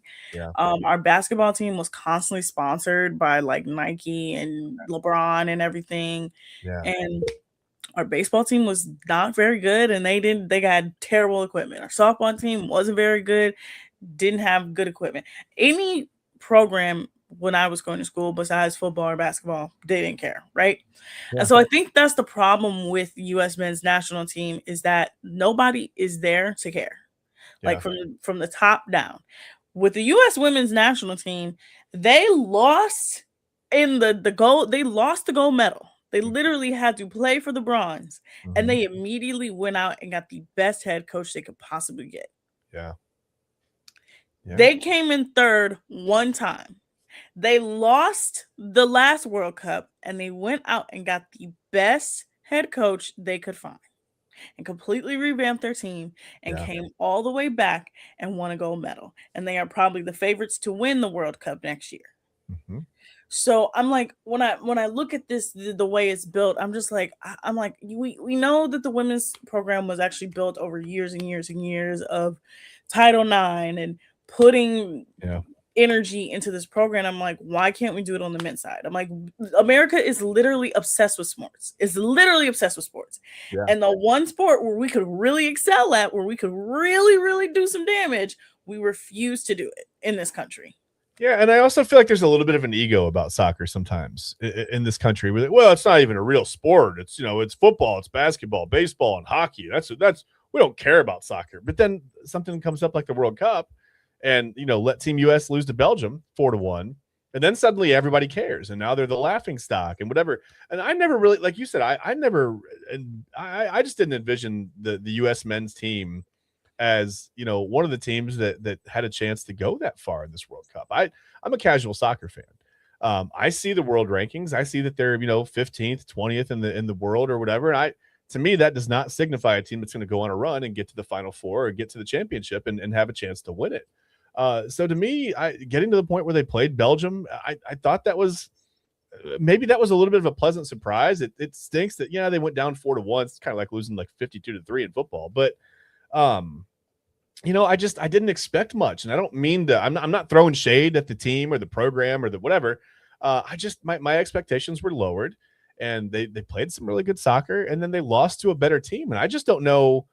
I guess the embarrassing part is you should have a better youth program that feeds into the national team, and it should be better, maybe organized a little better, and just it should be more inclusive at the bottom, for the younger kids. But I don't know that the result in this World Cup was necessarily that embarrassing for Team US. No, it really wasn't. I've seen so many people be like, the US should be embarrassed. I'm like, y'all, half the people watching the World Cup didn't even know that we had a team. Right. Didn't even know we had a team. Right. Then when they found out we had a team, they latched on to a player because a girl in the TikTok comments was like, yeah, my little brother's on the team. And it became the team that has Diamond's little brother on it. Literally, like the team literally wasn't taken seriously by their own country. And because they got out of the round of 32, everybody was like, oh my God, they're going to make a run. I'm like, you guys have to realize they would have to go through Belgium, Norway, Argentina, England, Mexico, Spain, all these other teams that I'm like have really, really good national team programs that really invest in soccer, that really, really, really do a good job of like creating national pride. And look, I don't even like Argentina, but you can't knock them and say that they have a bad soccer program. No, they literally have the best soccer player on the face of planet Earth. Yep. And he's pushing 40? Yeah. Still playing the best soccer of his life? Yeah. Huh. But yeah, that's not honestly all I really want to talk about with the men's national team. I'm done with them. We're done with the World Cup. The World Cup ends, I think, next week. Yeah, next Sunday. And we have it's gonna be big. It's gonna be huge. They have a whole halftime show and everything. They have, I think it's Shakira, BTS, Madonna, and then Justin Bieber, which just announced. So that's the World Cup. When we come back from break, I will drop some lore of my life. I know I've been telling embarrassing dating stories. I had them pick which one they wanted to hear today. There was a vote. There was a vote. You will hear the results of that vote right after the break. You guys are watching the Spiral here on the Daily Spiral here on Inside Edge Network. Key On Sports is the leader in Ohio high school athletic coverage in written, print, and video streaming. From the latest news and results and written content to the high school football game of the week every Friday, Key On Sports has you covered. The vision of 15-time published author Vince McKee has become the most trusted site in Ohio high school athletic news. From podcasts to player profiles, Key On Sports is your one-stop for all of it. Visit them today at keyonsports.com or on YouTube at Key On Sports. Check out their socials on Twitter and Facebook as well. Clean energy, bold flavors, and no jitters. See why people won't shut up about Dubby.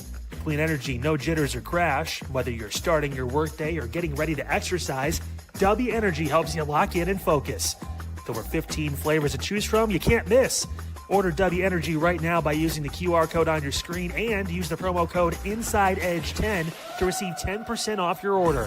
Dubby Energy, your energy-focused sponsor of the Inside Edge Network, Cleveland's digital leader. Discover our collection of body mists made with clean, minimal ingredients. Handcrafted with natural essential oils and clean ingredients, they offer a natural alternative to synthetic fragrances. Perfect for sensitive skin and those seeking clean, mindful self-care, and the perfect gift for you or your special someone. Courtesy of Alley Rose Fragrances. First-time customers, use that promo code InsideEdge20 to receive 20% off your order. AlleyRoseFragrances.com, a proud sponsor of the Inside Edge Network, Cleveland's digital leader.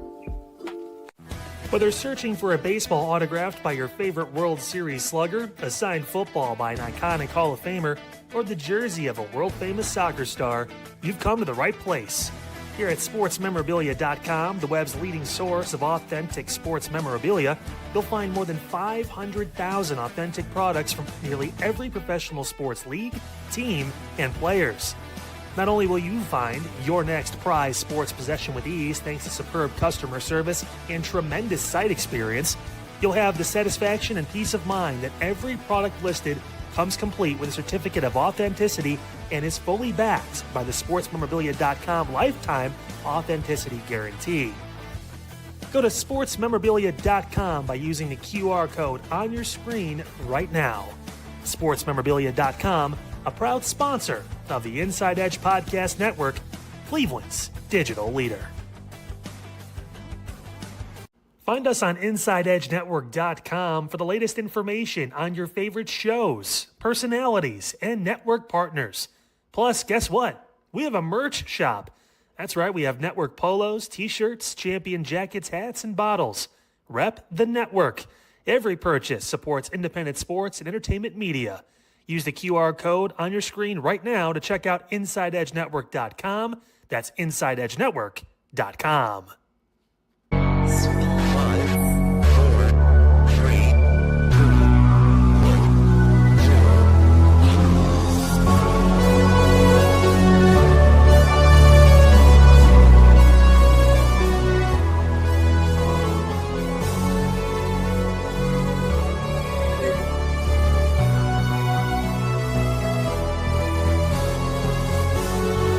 All right, welcome back to Daily Spiral, everyone. It's time for a lore lock.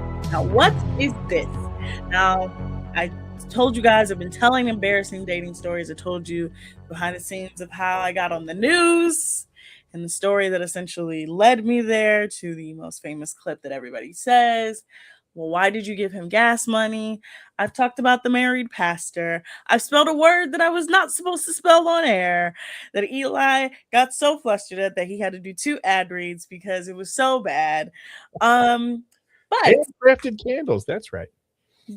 Sorry. I had everyone choose today from a list of stories. They chose 2 different ones, right? Chad, which one would you like first? Oh boy. You know what? This is impossible to pick. Let me see. Hold on. What were the 2 titles? Give me the 2 choices again. I don't have them right in front of me. I know the one. That's probably the one I'm going to pick. The first one was, I'm sorry for saying this, guys, but it was shit on my face. Sorry, I had to. The other one, I usually call it the cop, but it was me explaining basketball. Which one would you like? Okay, well, I think we have to start with we got to start with shit on my face. I think that's where you start, right? Yes, that is where you start. That's where you start. Okay, so I want to preface this by saying this. I never did that act. Okay?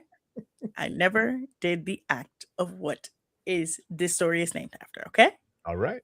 I just use it as a reference because it's a short story. It actually is a very short story. Okay. All right.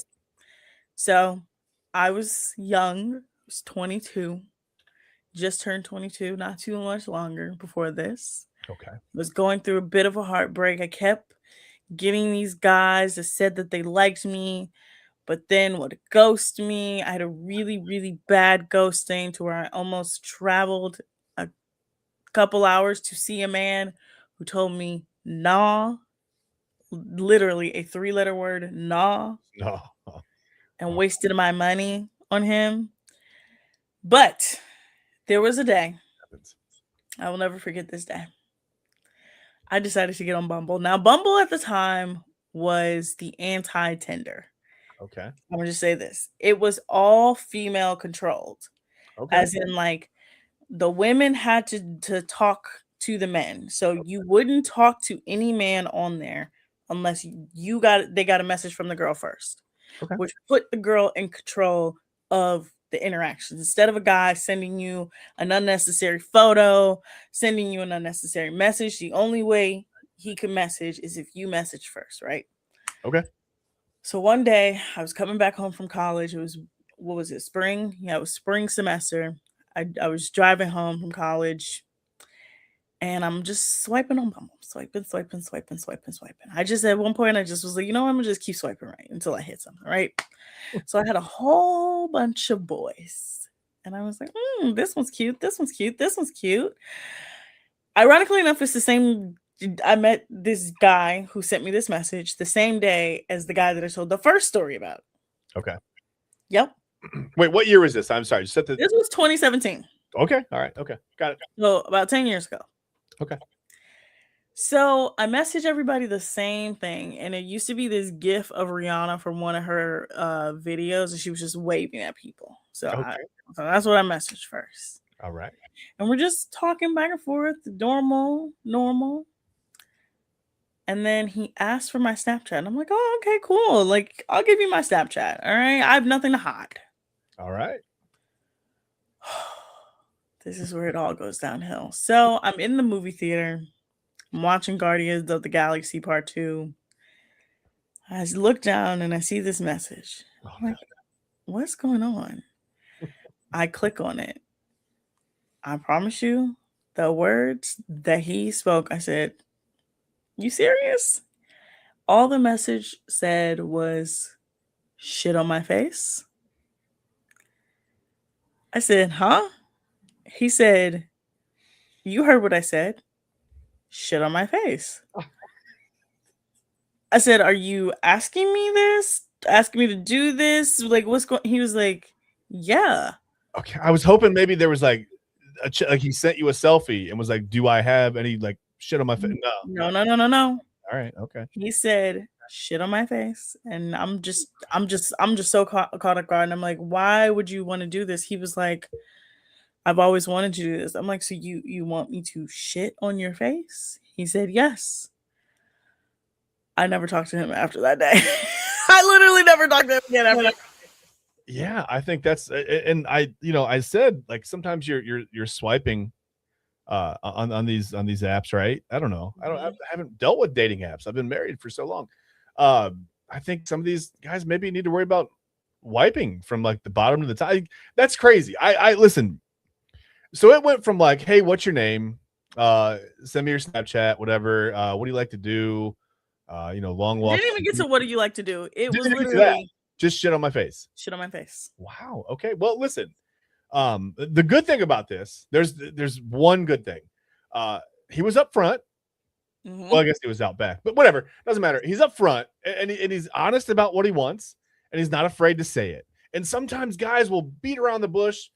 I'm trying to use my words carefully. Sometimes they just won't say what they want, right? At least he was not afraid to say what he wanted. Autumn is that like that's somewhat redeeming? No, he asked me to shit on him. That was the end of the conversation there. The fact that he even asked me and thought that was a possibility was crazy. Now, the second story, second How Lord. many times do you think that worked for him? None. There's no way that a girl was like, you know what, I'm going to shit on your face. No, it was just so abrupt too. I always think about it. It was so abrupt. It was just shit on my face. And I'm like, what is going on? With a question mark? Like shit on my face? No, No, Nope. just Just shit on my face. Okay. All I right. used to have the messages. I don't know where I put them. I don't know if I deleted them or sent them to one of my friends, but I used to have them. So second lore drop. All right. All right. Now I call this story usually the cop Okay. because this man was a cop. Okay.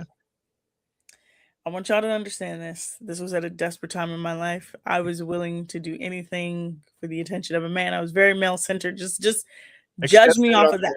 Yeah, not that. So I was, of course, again, it's always Bumble. It always comes back to Bumble. I was on Bumble. I saw this guy. I thought he was like moderately attractive. I'm like, okay, you're kind of cute. We start talking back and forth, and he invites me over his house. At this time, this is about, what is the year that Virginia won the national championship of basketball? Oh man, I'm gonna have to look it up. You're gonna make me look that up. Hold on 1 second here. Because I'm gonna just let you know that's the night that this happened. Okay. It was the night of that Final Four game. So I'm talking to him, and this was at my hookup time. I had very interesting phases in my dating life. I had like I want to latch onto you, I want to be in a relationship, and then I had my hookup phase, and then I had my I don't really care. Okay. So this is 2019, by the way. This was April 2019. Okay. Yes, this is literally April 2019. So me and him are talking. I'm like, and he's like, okay, you can come over. You can actually stay the night. I was like, oh, sure. Again, I had zero regard for anything. My personal safety, nothing. So I go over this man's house. Now, before I go over this man's house, I had strict rules. Okay. You had to have a bed. It's fair. You had to have a headboard. Okay. You had to have a mattress. And you had to have a box spring. All right. Okay. All right. And you had to have at least a duvet cover with multiple pillows. Reasonable. Right? Reasonable. Yeah. So I'm thinking he's a grown adult man. He's in his 30s. I'm still in my 20s. I'm like, oh, okay, I'm going to go over this man's house. He's like, okay, I got to tell you something before you come over.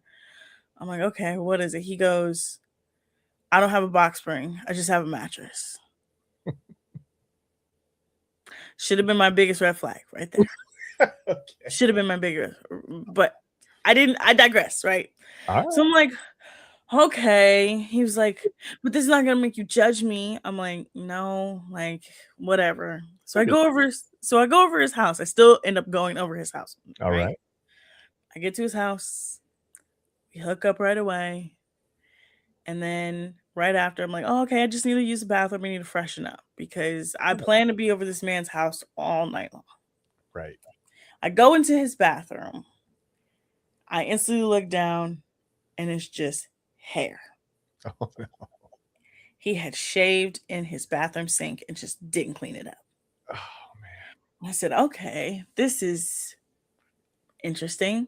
So then I use the bathroom and I get up and like it gets a little graphic right here. So you know how in your toilet, if you leave stains in, it's just really, really hard to get the stains out. Yeah. So I look down and I'm like, oh, he needs to just like he got some stains. I'm gonna flush the toilet. There were permanent shit stains in his toilet. Oh no. And at this moment, I said, oh, I need to get out of here. I said, this is going to go so awful. Did he have a bathroom window? Mm-mm. Okay. So you could make the escape out the window or something. Couldn't escape. All Ended up having to text someone later on to be like, you need to come get me. I'm panicking. But he was like, okay, I'm hungry. There's this bar I go to that's right across the street from my house. And I go, what do you mean there's a bar across the street from his house? So it was like a local bar. Okay. Right? Like a local, like you gonna walk up the street to it. Okay. He makes me walk out of his home and walk to this bar with him because he's so hungry. Now I only know that the NCAA game is happening because this is where we get into it. So we're at this bar. I'm not hungry. I'm already irritated. I'm like, this man has permanent shit stains in his toilet. His bathroom is disgusting. He's starting to annoy me, right? I'm starting to get annoyed. Oh man.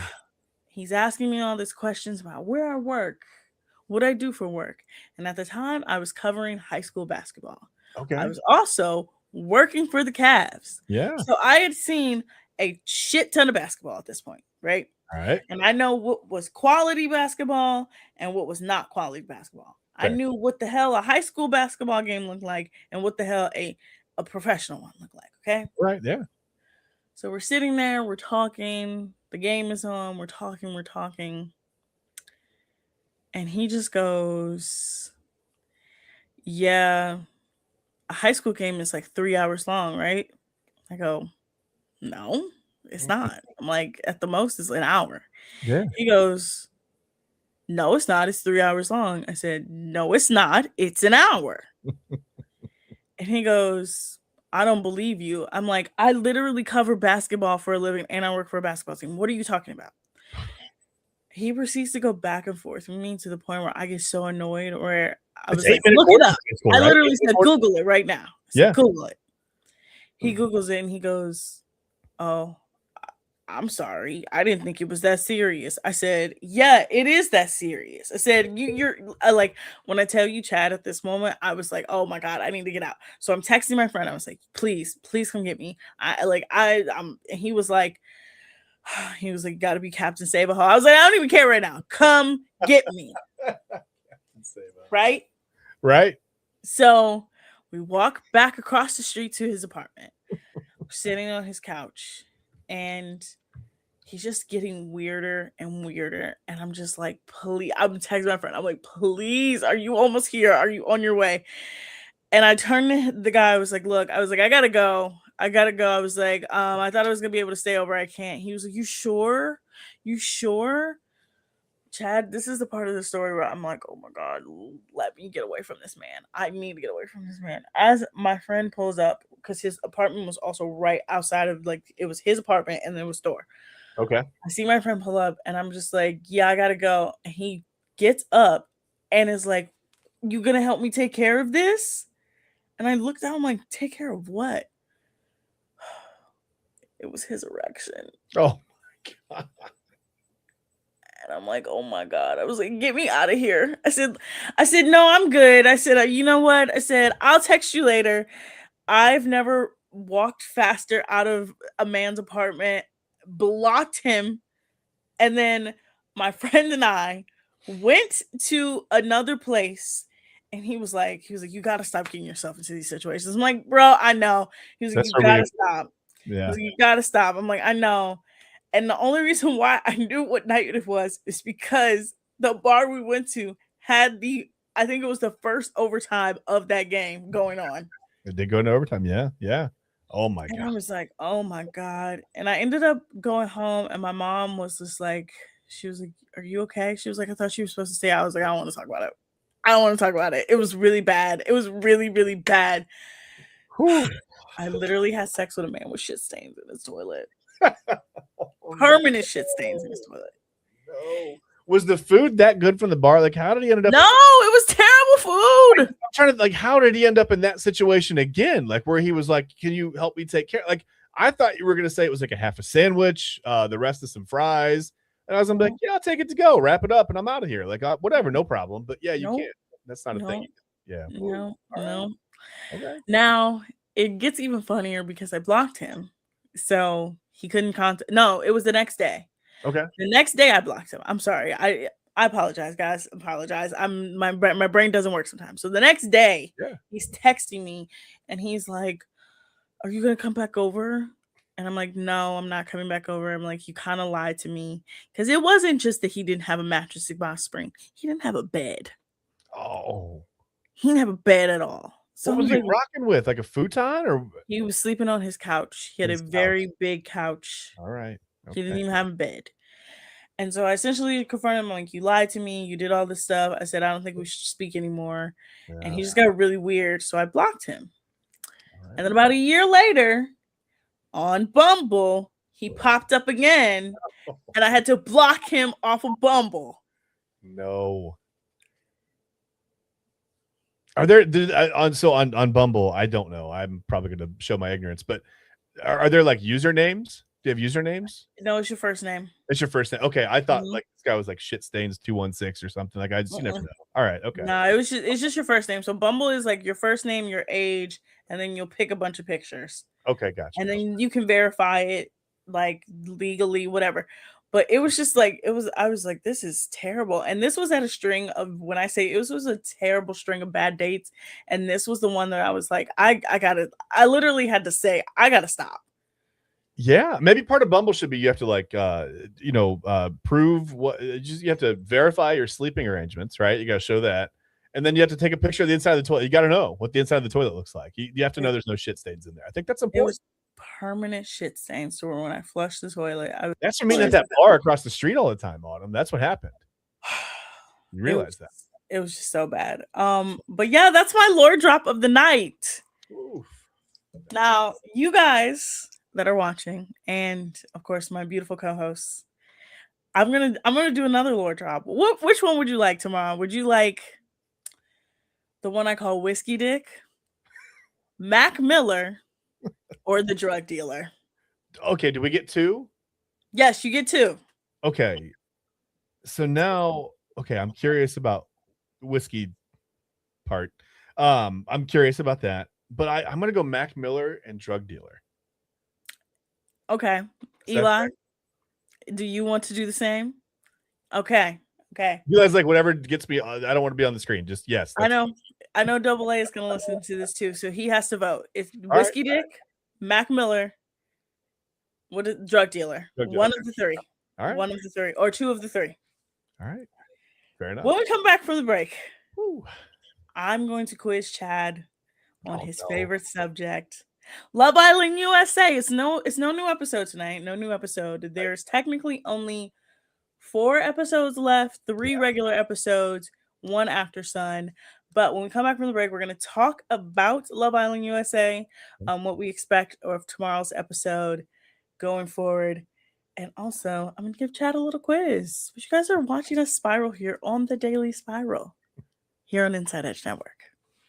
Fanatics isn't just our name, it's who we are. Loyal, passionate fans dedicated to our favorite teams and to the sports we love.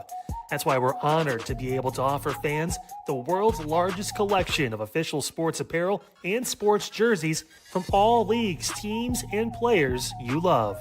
We feature a wide selection of gear from every league, including the NFL, MLB, NBA, NHL, and NCAA merchandise, which allows us to serve fans of football, baseball, hockey, basketball, lacrosse, soccer, golf, and, well, everything else that gets your heart pumping.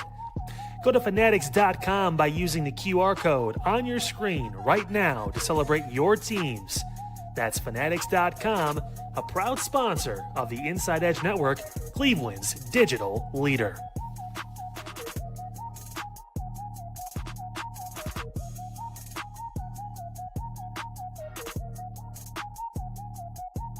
Small business owners are superheroes, but nowadays running your business means doing so inside your shop and on social media. That's why you should make Omega Video Marketing your sidekick.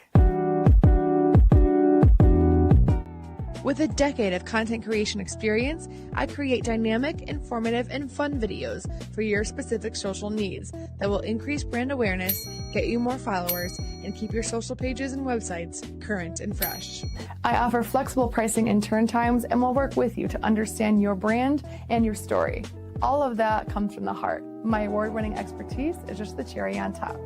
So let's get connected. After all, your brand is the alpha and my expertise is the omega. Discover our collection of handcrafted candles. That's right, every product is thoughtfully created in small batches free from harmful toxins for mindful everyday indulgence. Our candles are hand-poured in coconut soy wax with natural wood wicks, offering a long-lasting burn and rich fragrances. Create a cozy, safe ambiance for your home with candles from Alley Rose Fragrances. First-time customers use the promo code InsideEdge20 to receive 20% off your order. AlleyRoseFragrances.com, proud sponsor of the Inside Edge Podcast Network. Mosser Moments Photography is a husband and wife wedding photography team based in Cleveland, owned and operated by Inside Edge Network's very own Ryan Mosser and his wife Hallie. For the past 10 years, they've captured more than 100 weddings across Northeast Ohio and beyond, always working together as a true two-person team. Their style centers on authentic, emotional storytelling, documenting the real moments between two people in love and creating images that feel natural, comfortable, and true to the couple. Rooted in Northern Ohio but inspired by their travels, Ryan and Hallie bring a warm, personal approach to every wedding day. Their work blends experience, consistency, and a genuine passion for helping couples relive their best day through timeless photography. Learn more at monstermomentsphotography.com by using the QR code on your screen right now. monstermomentsphotography.com, a proud sponsor of the Inside Edge Network, Cleveland's digital leader.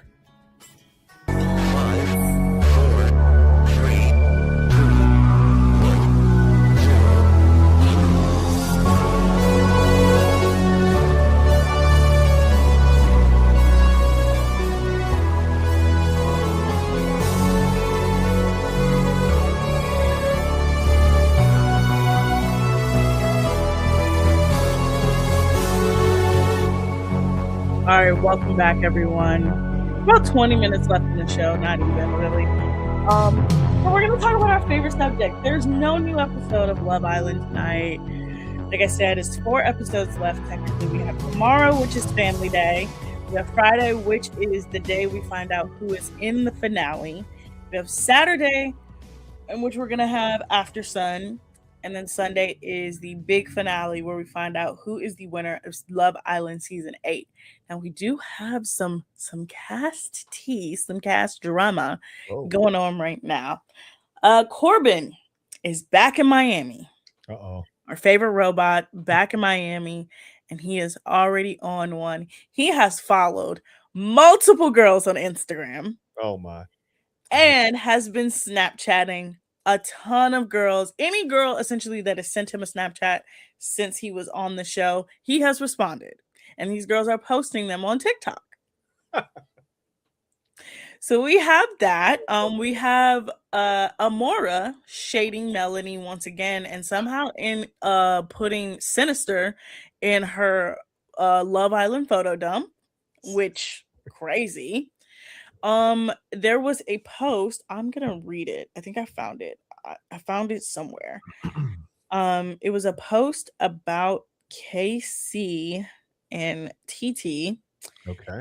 And essentially it was calling out the hypocrisy that they are already coupled up, because it's been literally a week since they coupled up. And saying that for a girl who says that she's never had a boyfriend, she has 2 restraining orders because she attacked 2 different women over 2 different guys who she claimed to be her boyfriend. And that post was liked by Sydney, one of the other Casa girls. Whoa. All right. Okay. And I'm gonna end this last bit of tea on a funny note. Jen and Gall, if you guys don't know Gall, a man who ran around and said it's Gall's big night, and then proceeded to get dumped the same night after he dumped the girl who brought him into the villa. He posted on TikTok. He was like, he keeps getting messages that he thinks are important, but it's just Jen sending him her favorite hate comments about him. Oh my God. And one of them was a girl saying that she paid an Epsi witch to put bad juju on him. Okay. All right. Look, he's been a bit of a sport. He's gone with it. He's gone with the fact that people are made fun of him. His own family was literally making fun of him. His home family literally said, "We started a page and like the way you treated Jed was terrible," right? And he's insufferable, Autumn. Like he was awful, man. He was terrible. He really was. And look, I'm gonna just say this. I told y'all, ugly men have the weirdest confidence, all right? The uglier the men, the higher the confidence. But they will also punish you because they're ugly. And that's what Gall did. Gall punished Jen because he's ugly, okay? And I looked at his face, and I'm like, even if he got rid of the stupid mustache, he would still be ugly. That mustache isn't doing anything for anybody. I'll give you that. You're right. So yes, that's the cast tea. Again, we are 4 days away from that's crazy finale, which AA and I will live react to the finale here 8:30 on Sunday on Inside Edge Network. Looking forward to that. It's going to be interesting. Now, last night's vote. Chad, did you vote? I did not. I missed it. I was so far behind on episodes, and I tried to look this. I was like, can I still vote this morning? And no, I could not. Sadly, it still says thanks for registering. And I don't know that that's ever changed. That page has never changed in my app. So maybe they don't trust me with a vote yet. Let me explain the vote that happened last night. So Love Island producers released a post that was like, hey, pay attention to the vote tonight, because if you pay attention, it's what people have been calling for.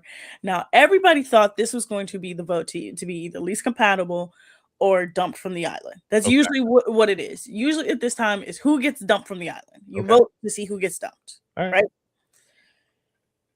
The vote last night, was the top 4 couples you want to see in the finale. Okay. And it was a very overwhelming support for, of course, the core 4, the 4 girls. Now, I've seen some people vote. I saw at least 2 people vote Kenzie in, which I don't understand how that happened. Kenzie and Dylan are not. Did she make up somehow with the karaoke thing? I know that they kind of killed it on the karaoke thing, Kenzie and Dylan, right? Dylan became the most insecure child I've ever seen in my life. He had the same conversation with her 3 different times in one night. Oh my. Okay. All right. So I think the number 4 spot is really down to 2 people. Okay. 2 of my other enemies. Zach and Kata, who became exclusive. Not a situationship, though. Not a situationship. Well, but only until they leave, though, right? They're not a true couple. They said, and I quote, we're exclusive. So that means they're not dating anyone else. Okay. They're dating each other, but they're not boyfriend and girlfriend. Oh, okay. All right. Because Zach was afraid to call her his girlfriend. Okay. He said, and I quote, we're moving a little too fast, even though they've been together literally since day 3. Yeah. Okay. She's one of the honestly of a lot of the girls, she's the one that probably makes a lot of sense to me. She I don't know. I feel like she's the most genuine, one of the most genuine girls. I feel like this is on Zach, right? I mean, she's a decent girt. Okay, all right. Yeah, Zach is terrible. Yeah, I'm not a big fan of Zach. So no, I think Zach is awful. I think Zach. I'm gonna tell you the greatest example of Zach is just a messy bitch. Fair. That's what he is. He's just a messy bitch. He's got half a beard in his sink and shit stains in his toilet, right? No. So he's the kind of I say this. He's the kind of guy friend where, like, if I had a guy friend like him, I would just argue with him all the time, right? Okay. And everybody would be like, "Oh my god, you guys should date," and it'd be like, "No, I actually want to hit him. I literally." I'm not arguing because there's tension between. I actually just want to argue with it. Right? Yeah, it's like genuinely he pisses me off. Like that's the kind of and then. Like when he starts dating someone and they're like, "Oh, you guys argue like brother and sister," and it's like, no, I genuinely don't like him. And then people will ask you, "Well, why are you friends?" And you're like, "I'm friends with him because he's friends with other people I know." That's the only reason why we're friends, right? Yeah. But he's one of those people that just constantly antagonizes people, and you're like, "Why are you in this friend group?" Last night alone, they were talking to him, like he helped Casey with his whole girlfriend proposal. Mm-hmm. And TT was like, "Zach, I'm surprised you're involved in this. You never talk to me." Okay. So this should show you everything you need to know about Zach. There you go. Like we said, he says what you want to hear on the surface, but he moves it a different way behind the scenes. Yeah. Okay. He even tried to get Carl caught up in something. He asked Carl randomly, "What's your type?" Like, again, we are 4 days away from the finale, and you're asking Carl, "What's your type?" Don't mess with Carl. We like Carl. Don't mess with Carl. And Carl just like, "Yeah, tall, athletic." And he was like, "Oh, so basically Anaya?" He was like, "Yeah, she's great." And he deaded the conversation. And I'm like, he was trying to be messy. He was trying to be like, "Oh, so your type is not Anaya? I'm going to go tell Kata, who's going to go tell Trinity, who's going to go tell Anaya." Man. So that's doing too much. It's doing too much. Yes. I can't co-sign to that. I can't do that. No, Zach is literally the definition of a messy bitch. So we have Zach the messy bitch. We have Sincere the pathological liar. Yeah. We have Casey, oh my God, let me tell you right now, Casey calling himself, saying to Sincere, yeah, TT's not worthy to be my woman. I'm sorry, what? He told Sincere, yes, she's done everything she can to prove to me that she's worthy to be my woman. Sir, what are you talking about? You're the prize? You're the prize? I keep saying to people, who gonna be the boy? Who gonna be the boy? You're the prize. And I don't hate on anybody who have self-confidence, but don't tell me, yeah, she's done all she can do to prove to me that she's worthy. Yeah, that's weird. I'll give you that. Self-confidence is fine. This dude's crossed the line pretty much every time he opens his mouth. So that's different. That's different. Yeah. And then the scavenger hunt was okay. It was just weird. They all got together and he was like, yeah, I have a girlfriend now. And everybody's like, girlfriend? It's been a week. Dude. You've been back in the villa for maybe a week and a half. So right now, Trinity and Bryce are the couple, right? That's okay. They're the kind of pinnacle of what's going on here. They're okay. I would say Trinity and Bryce number 1. Okay. Carl and Anaya number 2. Yeah, that's fair. And then 3 and 4 could either switch between Melanie and Sincere and Kata and Zach. And really, that is the girls doing the heavy lifting there. I was going to say that's because the girls are lifted, like always in a relationship, right? Like that's how it goes. And then Casey and TT are right on the heels of probably Kata and Zach. But I think enough people are like, I think Casey and his girlfriend proposal. And I told Eli this, there is a Love Island curse. And it happens every single year. Every single year. Does it have anything to do with the owl or no? No, it doesn't have nothing to do with the owl that everybody definitely has been seeing for years. And they only just acknowledged her this year. It is the I want to be exclusive the last week of the show curse. Okay. Everybody who does it every single time gets sent home the day after they do it. Because you can see through that from a mile away. Literally, because it's like, why? Like, why now? What is the motivation to be? It's 4 days left. Yeah, now you're closing off. Okay. Now you're closing off. Now you want to do it, and they always do the most elaborate. It's always the most elaborate scavenger hunt. I've seen a scavenger hunt, a cheerleading routine. I've seen a bonfire. Every single time. The next day, the next time there's a dumping, every single one gets dumped. Because the audience clicks into it and it's like, you're literally like bullshitting us. Yeah, we know better than that. So, all right. Because of that, I have a great feeling that we will not see Casey in the final. Now, I know certain people are like, oh, I know NBA Twitter really wants to see him in the final. I know you guys want to see him in the final, but that's wild. There is also a large demographic that doesn't want him. And I've seen a decent amount of people vote for him instead of Sincere because they're like, Sincere's evil, or vote for Zach because Zach is evil. I'm promising y'all, Zach is evil and messy. Sincere is a pathological liar. But Casey is a bona fide scammer. Yeah, and what if if you're trying to figure out your vote and it comes down to one of these 3 guys, like who do you pick? Like, what would you even do? Honestly, I had to bite the bullet last night. I had to pick Zach and Sincere over Casey because I know at least Zach. Look, I know Zach is messy. Yeah. But I know he's playing the game. He's not really, he's messy and he's playing the game. So that's why I put him fourth. Fair. Sincere, I think he actually does have feelings for Melanie. I do. Okay. He's just a liar. Maybe he can't. Maybe it's a compulsion with him. Maybe he just like some people. Every time they open their mouth, Autumn, they're lying. They can't help it.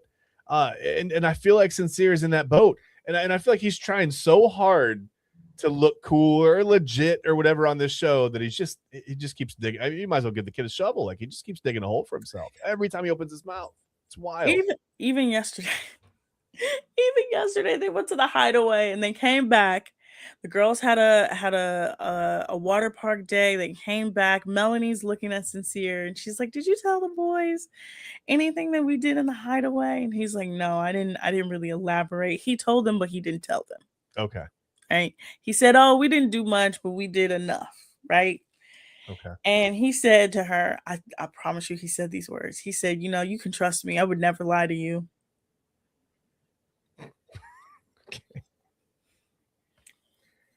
Well, I mean, again, we know how to determine when he's lying because his lips She laughed in his face. Okay, I'm glad. She literally laughed in his face. Good. He didn't have his hand out. Okay, that's weird. All right. The moment. Okay, so did you see Friday's episode where the moment on the dock? No, I didn't see it. Oh no, it wasn't Friday's. It was Monday's episode. So Monday's episode, he tells her, and we all knew he wasn't lying, and every single person was like, "Oh no, I'm scared for my sister. I'm scared for her." Oh. This man goes, "Yeah, I really can see a future with you." He goes, "I can see you be my girlfriend, my fiance, my wife, the mother of my children." She went, and he said it with the straightest face, with the straightest tone, and didn't lift that hand or make an analogy. Whoa. That was the single most terrifying sentence that's ever been uttered this season. Whoa. I don't even know how to feel about that, to be honest with you. If that man looked at me dead in my face and said, he could tell me, Autumn, you have the biggest stain on your chest. And it could be the biggest stain on my chest. And I would say, you're lying. Yeah. That's how much of a liar he is. I get it. Every time he opens his mouth, every single time. But you see, Chad, you got away with it because you're not getting a quiz tonight, okay? I thought if I could just keep this going long enough, I would dodge. I'm being nice. But you do have to watch tomorrow's episode before the show. Yeah. Before the show, you do. Okay. Because tomorrow's episode is important because it's Family Day. Family Day. All right. So Family Day is the Love Island producers get at least 2 to 3 family members, fly them across the world, and then get to see people in the outside world that they haven't seen in almost 3 months. Okay. Because for the first month, they were stuck in that hotel in Fiji. Yeah. Then the last 2 months, they've been in this villa. And so they get to see their family members. Okay. The one I'm not excited to see because I know he's going to be on some bullshit is Charlie. Okay. Charlie again is literally, I've never seen someone have a more terrible run on Love Island. He got eliminated first twice on 2 different versions of Love Island. It's not good. But yes, tomorrow's Family Day. Okay. Friday, I think, is probably going to be the baby challenge baby challenge, family dinner. Who's going to be in the finale?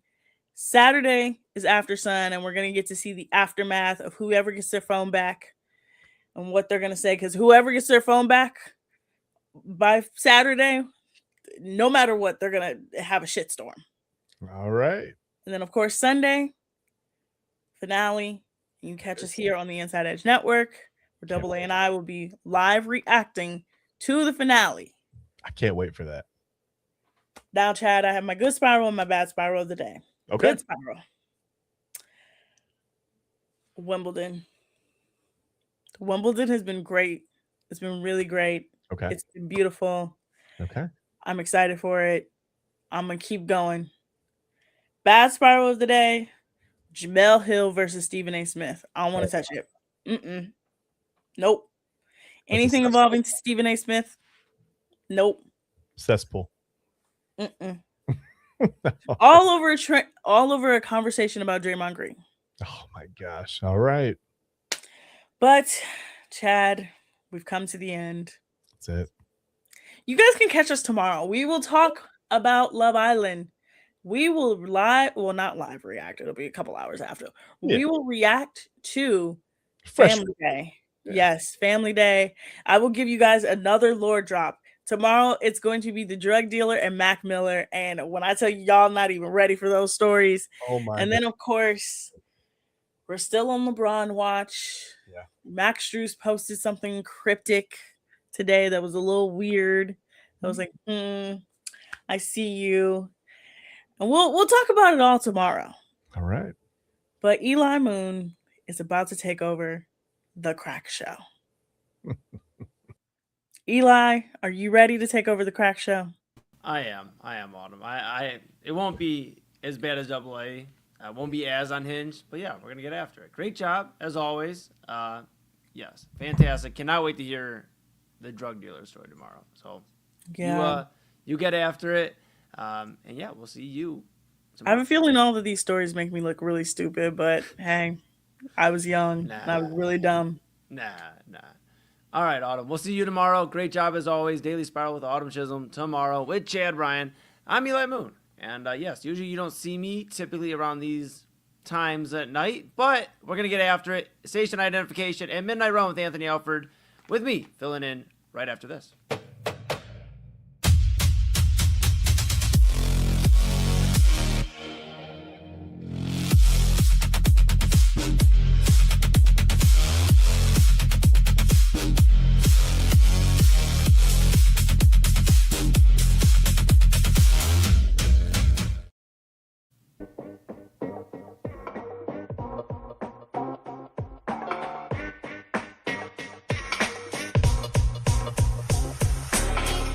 This is Midnight Run on the Inside Edge Network. Here's your host, Anthony Alford.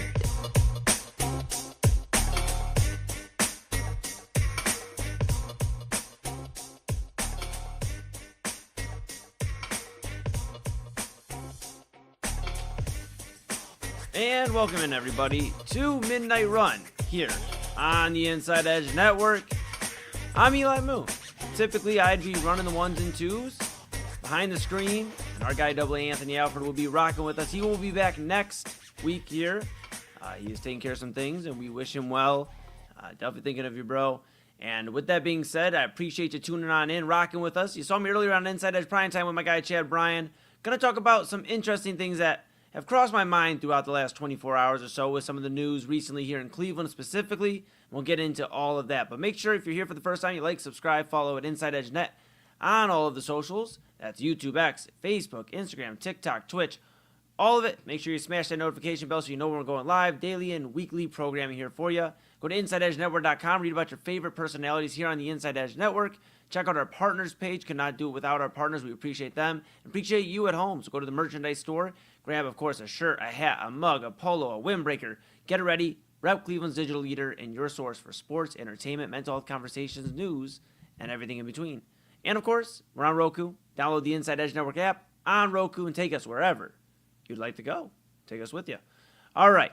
Got a lot to get into here tonight, folks. I've been thinking, like I said, Cleveland-based, obviously. We're Cleveland's digital leader. I've been thinking, legacy, this era. You know, we talk all the time about eras. You know, we look back, you know, my dad talks about the 90s, how the 90s Indians at the time were just a team you really wanted to root for, wanted to see you win it. And obviously they had two chances in 95 and 97. They didn't get them done, but they had an opportunity to, and they were a lot of fun. So people think of all the talent on those teams. You know, you think of some of the great Cavaliers teams over the years, you know. So it got me thinking, with Donovan Mitchell signing his extension, his 4-year extension yesterday, where does he rank in terms of Cleveland legends, Cleveland icons? And then Jose Ramirez, I started thinking there as well. Now, he's out right now with injury, but the Guardians have been able to ink him to 2 different extensions, very team-friendly deals. Where does he rank? Now, we talked earlier tonight on Inside Edge Primetime. We'll dive right into it.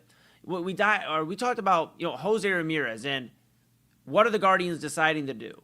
You know, now, you think about it, Jose Ramirez, one of the key components on that 2016 World Series team.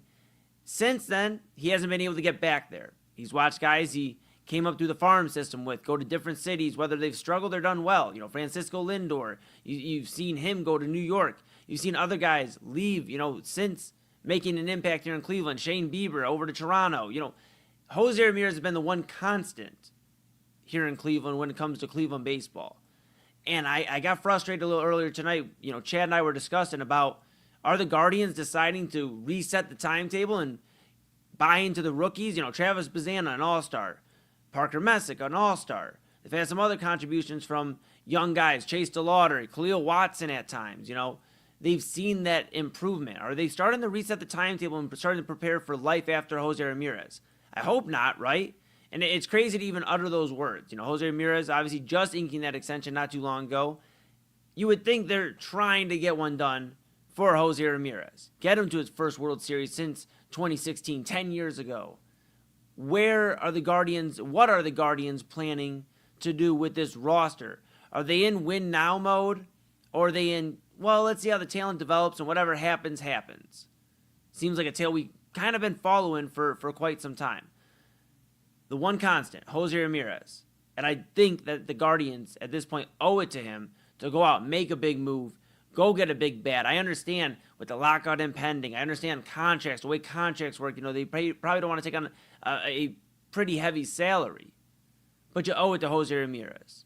You're not going to have much longer with Jose Ramirez. Not saying he's turning 38, 39 tomorrow, but he's 33. He'll be 34 in September. That means by the end of this year, he'll be 34. Then if you have this lockout, he'll be 35 before he reaches, another season of MLB. We're not going to have the same exact Jose Ramirez we had at 26, 27. Not saying he's just going to completely fall off, but you'll see somewhat of a decline talent-wise. He gets older. That's what happens. That's why anomalies such as LeBron James are anomalies. Exactly that. Because you don't see that type of production in the 40s. You get to 40, 41. You don't see that type of production. The Guardians have a short timetable to get something achieved with Jose Ramirez. To hoist a World Series trophy, or at least get back to the dance. Get back to where, you just need a few games to go your way and you're the World Series champions. I know it seems like a far-fetched thought with the Guardians being a game out of the AL Central right now to the Chicago White Sox. And there's a lot of improvement, whether it is going to be by this farm system, by these rookies, by these younger guys, or if they're going to go out and get a big bat. I told Chad the other day, I said, Wilson Contreras from Boston. He's like one of those guys on the wish list in terms of if the Guardians could go out and just grab somebody like him. He could impact the locker room, create a spark, a buzz, and of course, he can hit the baseball pretty well. Something the Guardians definitely shouldn't be saying no to is more bats offensively. He's in the home run derby for Boston. I mean, he's a guy who's definitely been in the news. He's got a lot of passion. Maybe that's what you need here in Cleveland, a spark. So I think about Jose Ramirez, and then I start thinking about Donovan Mitchell. Now, Donovan Mitchell just signed a 4-year extension per Shams Charania yesterday morning. And I've been thinking, yes, Donovan Mitchell has had his decision with some of the Cavaliers. And yes, we've felt as Cavs fans and media all across the nation here has talked about Donovan Mitchell and how he hasn't felt pressure. We've definitely been hard on him here in the Inside Edge Network in terms of the no pressure comment and, I'll see y'all in 19 weeks. We're just going to get after it. I've won in life regardless if we win a championship or not. Those are some questionable comments. The Cavaliers obviously lost in a sweep to the New York Knicks. Looked completely outmatched for 4 games of basketball. And if they do happen to strike out on LeBron James, now, again, I feel pretty confident he is coming back here to Cleveland. But if they do strike out on LeBron, for all intents and purposes, they're running it back without Dean Wade, without Keon Ellis. They're running back the same roster for the most part. So with Donovan Mitchell, I start to think there are more similarities than not when it comes to Jose and Donovan. The Guardians have never really brought in a bat in the Jose Ramirez era. Sure, you could say, they had Edwin Encarnacion. They had Mike Napoli, who was hitting the cover off the ball at times during that Indians run in 2016.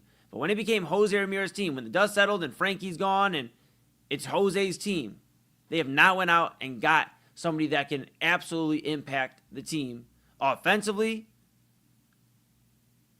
and it shows. They haven't been back to the World Series in 10 years.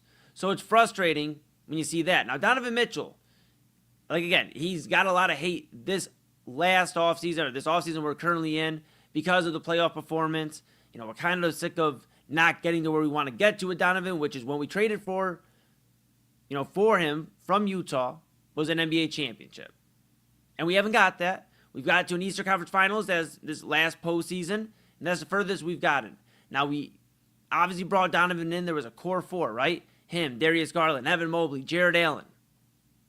It's not really the same core 4 anymore. They've made a movement with James Harden. Thought that would be the missing ingredient. It's not. I mean, I'd be interested to see what it looks like when he gets a full season that is James Harden, here with this Cavaliers unit. Seems like he's going to take a team-friendly deal and be back here for multiple years. I'm interested in what that looks like, but that wasn't the move. And for Donovan, let's be fair, as much criticism as we've given him over the last couple of years here for the postseason runs and whatever, he really hasn't had that big move to go out in terms of roster construction, go out and say, that's my guy, let's bring him in and change how this roster looks. Now, granted, obviously he has a lot of love for the homegrown talent that's here. Evan Mobley, Jared Allen, been here for quite some time. I know started his career in Brooklyn, but he's here and been here for quite some time. And then, of course, you have Darius Garland up until this past, middle of the season. And now you're trying to make it work with James Harden. I feel that this is the move that keeps Donovan here. Now, does LeBron, and that is signing LeBron James, does LeBron being here for a year ensure, we win a championship? No, maybe not. I don't know if him coming here alone wins you a championship. I think the Cavaliers have other plans, however, that are going to impact this roster. And I think the Cavaliers have involved Donovan more in terms of discussing how this roster should look. Who should run into the future with you for the next 3-4 years? If we can get LeBron here for a year, is that enough to keep it entertained in terms of then leading the next 3 after that? If we go maybe grab one with LeBron, we'll go build elsewhere around you. We look maybe into these other trades. I wonder how much they're talking to Donovan. And that's the one up I would say he has over Jose Ramirez. The Dolans really don't care to spend money. So as much as we plead, the players wanted to see a move, whatever. It's not happening. So that's the one up Donovan has. But you start to think when it comes to this era of Cleveland Cavaliers basketball, Cleveland Guardians baseball. How is this era of Cleveland going to be remembered? We have not necessarily aging folks. I understand. 33 turning 34. Not old necessarily, but starting to get towards the back nine of the career, right? Donovan Mitchell. He'll be he's 29, he'll be 30 in September. Starting to get into the back end of his prime and the tail nine of his career. How is this era going to be remembered? Are the Cavaliers and Guardians going to go out and make the moves that can put them over the hump? They have a superstar player. I know Jose injured right now, but when he's healthy, they have a superstar player. The Cavaliers have a superstar player. Are they going to go out and make the moves and bring championships here to the city of Cleveland? That's what I've been thinking about. Just this city being able to capitalize on these moments. Stars don't come into town every single year, every decade. That's why we were so overjoyed when LeBron James came back in 2014, the second time, playing here for the Cavaliers. And you just wonder, with the Cavaliers making that extension, with Donovan, what exactly is in the cards for the Cavaliers, and with the trade deadline on August 3rd for Major League Baseball, what exactly do the Guardians have planned to put Jose Ramirez in a position to go win a championship? So keep an eye on all of that. Thank you for tuning in here on Midnight Run with Anthony Alford. I'm your guest host, Eli Moon. Like I said, usually a little weird for me being in front of the screen here at midnight, but we're rocking and rolling, man. Make sure you like, subscribe, follow at Inside Edge Net on all the socials, YouTube, X, Facebook, Instagram, TikTok, Twitch. Check it out. Make sure you smash that notification bell so you know when we're going live. Check out InsideEdgeNetwork.com. You can read about all your favorite personalities. Go check out our partners page. Cannot do without them. And go to the merchandise store. Grab something nice that's you out there. Rep Cleveland's digital leader. Whether it's a hat, a shirt, a mug, a polo, a windbreaker. Check it all out. And download the Inside Edge Network app on Roku. Take us wherever you want to go. Yes, we got 4 daily shows, weekly shows. And yes, I'm going to need a cup of coffee. You grab your drink as well. Grab your dinner if you're on the West Coast. And when we come back, we are going to talk about LeBron. We talked a little bit about what happens if the Cavaliers bring him in or if they don't bring him in. I want to talk about what story necessarily LeBron is looking for. We've discussed on Primetime and across the network. Is LeBron looking to win? Is he looking to just be happy? Is it about the money? I mean, that one seems a little off, at this point. It does not seem that way. But what exactly, what story is LeBron trying to tell? We'll talk about that here on Midnight Run. And then later on, Conor McGregor fighting again this weekend. First time in quite some time. Is this the UFC's attempt to basically keep on top of the mountain with a few other promotions making some noise, whether it comes to boxing or MMA?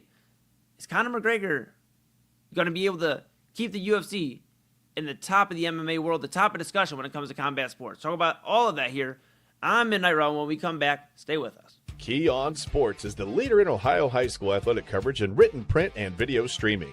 From the latest news and results and written content to the high school football game of the week every Friday, Key On Sports has you covered. The vision of 15-time published author Vince McKee has become the most trusted site in Ohio high school athletic news. From podcasts to player profiles, Key On Sports is your one-stop for all of it. Visit them today at keyonsports.com or on YouTube at Key On Sports. Check out their socials on Twitter and Facebook as well. Clean energy, bold flavors, and no jitters. See why people won't shut up about Dubby. Clean energy, no jitters or crash. Whether you're starting your workday or getting ready to exercise, Dubby Energy helps you lock in and focus. With over 15 flavors to choose from, you can't miss. Order Dubby Energy right now by using the QR code on your screen and use the promo code InsideEdge10 to receive 10% off your order. Dubby Energy, your energy-focused sponsor of the Inside Edge Network, Cleveland's digital leader. Discover our collection of body mists made with clean, minimal ingredients. Handcrafted with natural essential oils and clean ingredients, they offer a natural alternative to synthetic fragrances.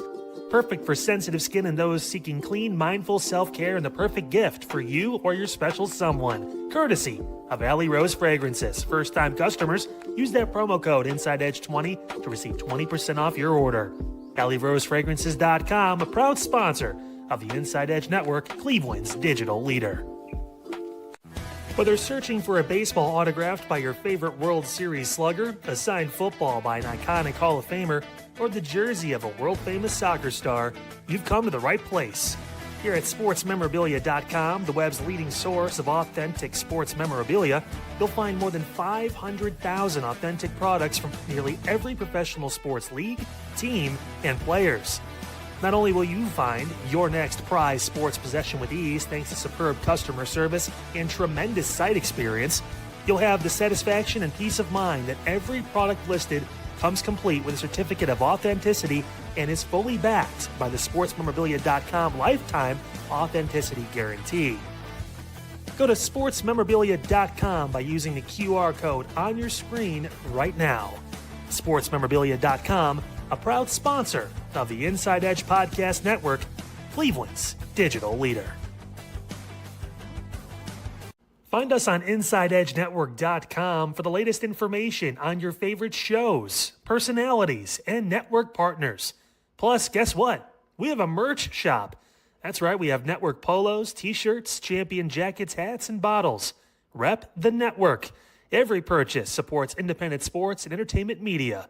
Use the QR code on your screen right now to check out InsideEdgeNetwork.com. That's InsideEdgeNetwork.com.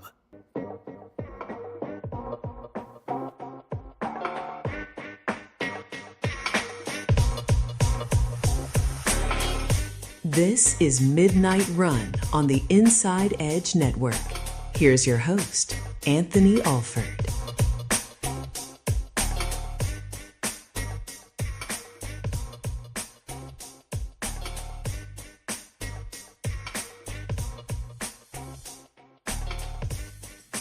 And welcome back to Midnight Run here on the Inside Edge Network. Double A, Anthony Alford. Away this week. He'll be back with us next week, taking care of some things. I know he'll have a lot to talk about when he comes back here next week. Cannot wait to hear what he has to say. I'm Eli Moon. I'm here with you until 1 in the morning. So, yeah.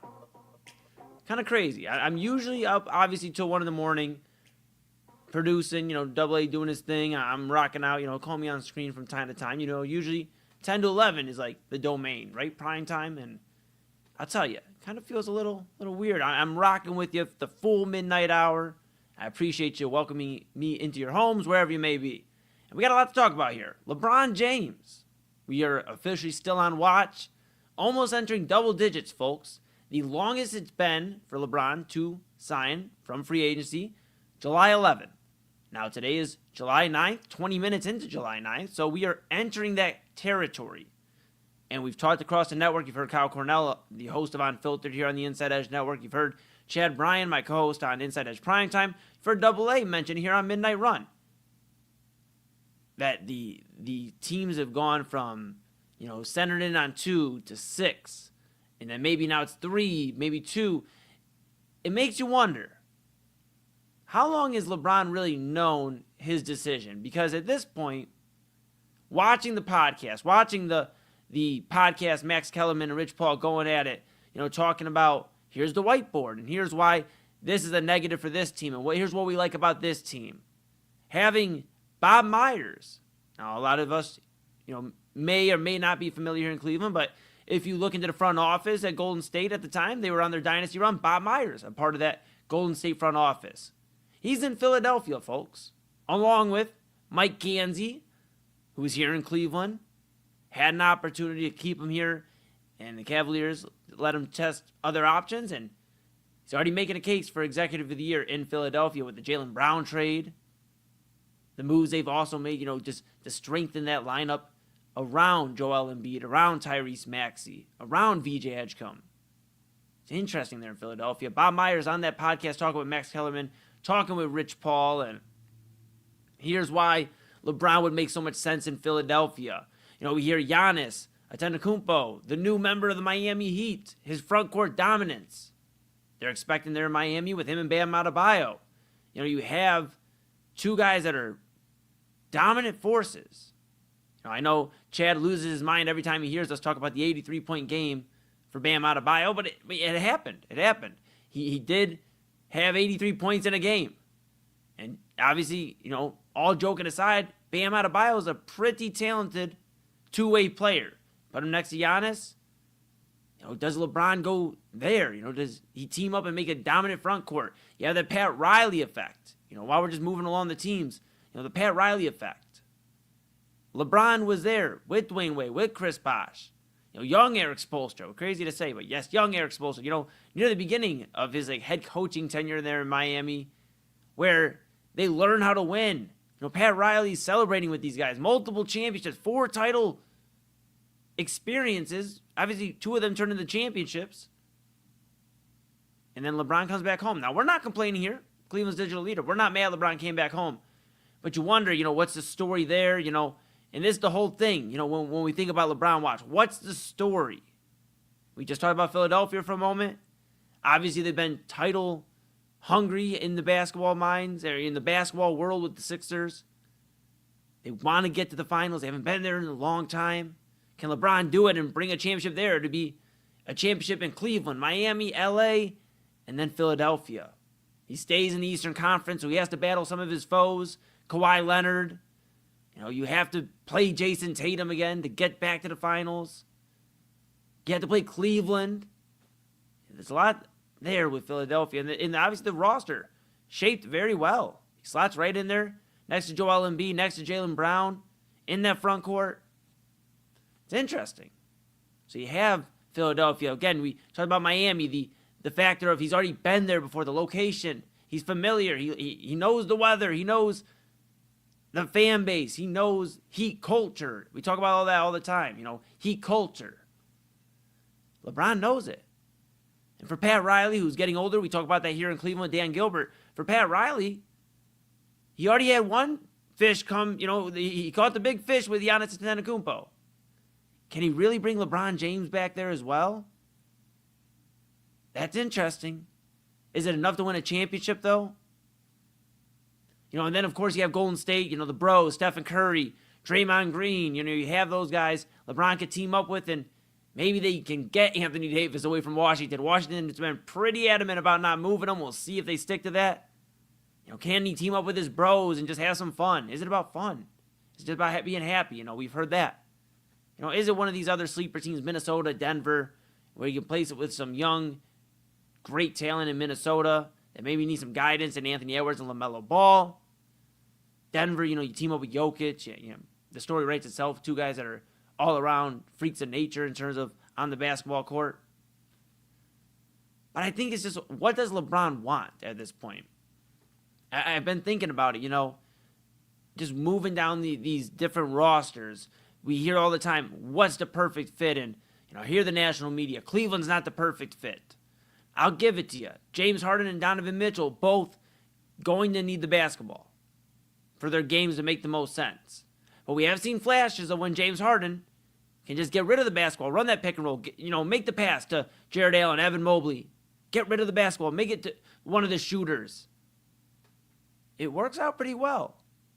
Donovan Mitchell, you saw a little bit more off the ball movement when it came to this past season, the season before. Yes, is it always pretty? No, of course not. But you got to be a little optimistic here. Maybe not nationally, because I understand Cleveland's probably not your popular opinion.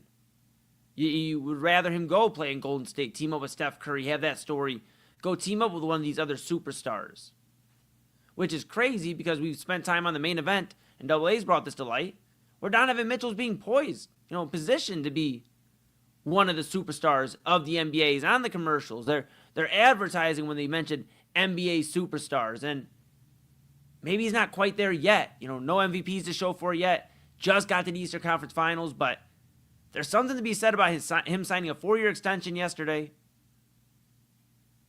And the Cavaliers still kind of weighing their options. Do they move off Max Strus? What do they do with Dennis Schroeder?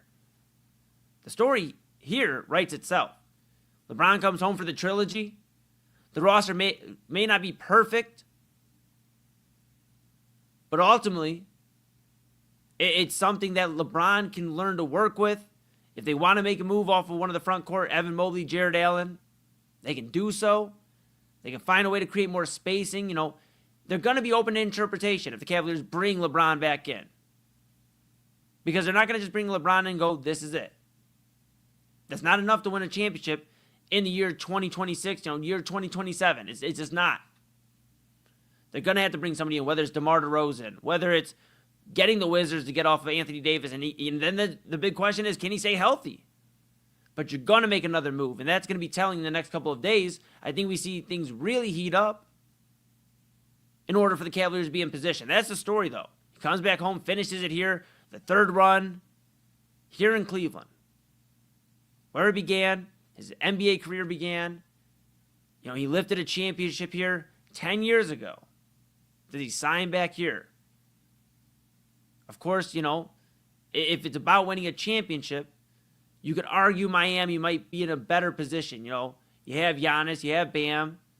You're making some of these moves to position yourself depth-wise. Sure, LeBron definitely puts you in a better position. Minnesota, you could have the argument. Anthony Edwards, one of the young rising stars in the NBA. Maybe.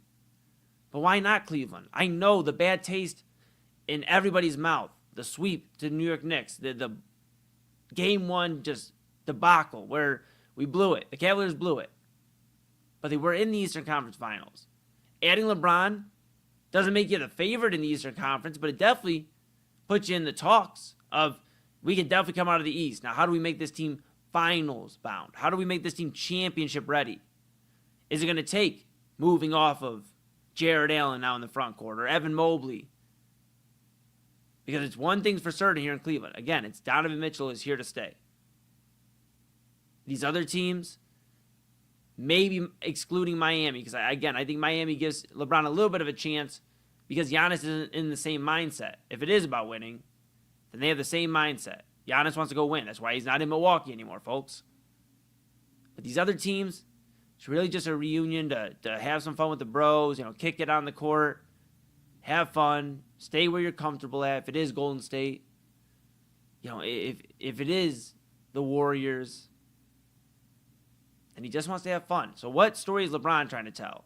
Does he want to get uncomfortable? Go to one of the unknowns? Philadelphia? Denver? Minnesota?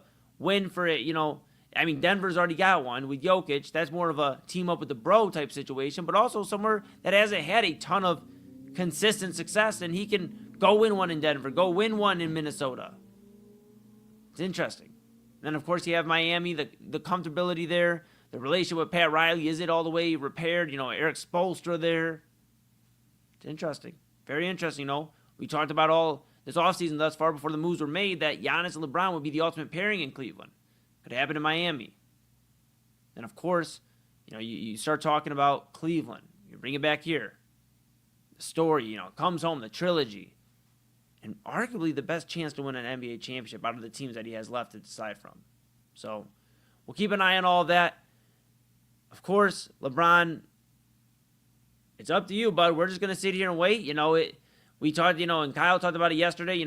People are like, why can't he just sign? We're ready for him to sign. Well, he can wait as long as he'd like. He could wait till August, and we'll all be sitting here at the edge of our seat waiting to see where he goes for his upcoming season, because he does still move the needle. Now, does he move the needle to an NBA championship?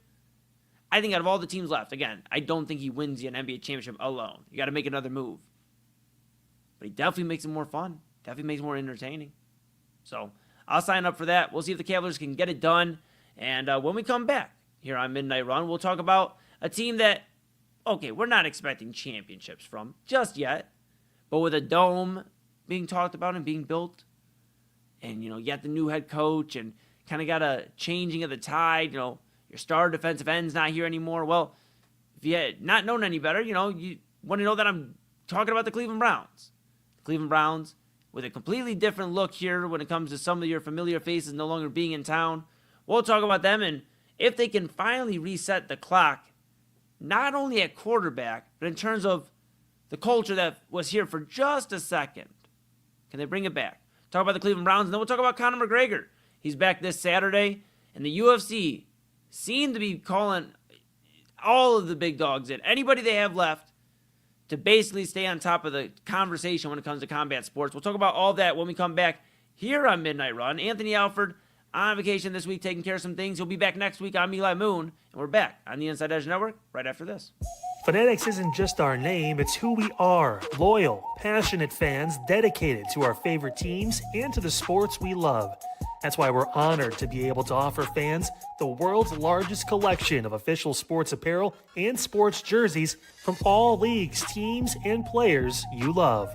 We feature a wide selection of gear from every league, including the NFL, MLB, NBA, NHL, and NCAA merchandise, which allows us to serve fans of football, baseball, hockey, basketball, lacrosse, soccer, golf, and, well, everything else that gets your heart pumping. Go to fanatics.com by using the QR code on your screen right now to celebrate your teams. That's fanatics.com, a proud sponsor of the Inside Edge Network, Cleveland's digital leader.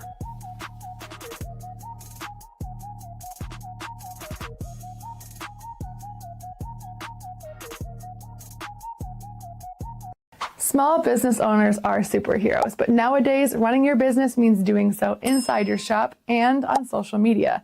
That's why you should make Omega Video Marketing your sidekick. With a decade of content creation experience, I create dynamic, informative, and fun videos for your specific social needs that will increase brand awareness, get you more followers, and keep your social pages and websites current and fresh. I offer flexible pricing and turn times and will work with you to understand your brand and your story. All of that comes from the heart. My award-winning expertise is just the cherry on top. So let's get connected. After all, your brand is the alpha and my expertise is the omega. Discover our collection of handcrafted candles. That's right, every product is thoughtfully created in small batches free from harmful toxins for mindful everyday indulgence. Our candles are hand-poured in coconut soy wax with natural wood wicks, offering a long-lasting burn and rich fragrances. Create a cozy, safe ambiance for your home with candles from Alley Rose Fragrances. First-time customers use the promo code InsideEdge20 to receive 20% off your order. AlleyRoseFragrances.com, proud sponsor of the Inside Edge Podcast Network. Mosser Moments Photography is a husband and wife wedding photography team based in Cleveland, owned and operated by Inside Edge Network's very own Ryan Mosser and his wife Hallie. For the past 10 years, they've captured more than 100 weddings across Northeast Ohio and beyond, always working together as a true two-person team. Their style centers on authentic, emotional storytelling, documenting the real moments between two people in love and creating images that feel natural, comfortable, and true to the couple. Rooted in Northern Ohio but inspired by their travels, Ryan and Hallie bring a warm, personal approach to every wedding day. Their work blends experience, consistency, and a genuine passion for helping couples relive their best day through timeless photography. Learn more at MosserMomentsPhotography.com by using the QR code on your screen right now. MosserMomentsPhotography.com, a proud sponsor of the Inside Edge Network, Cleveland's digital leader.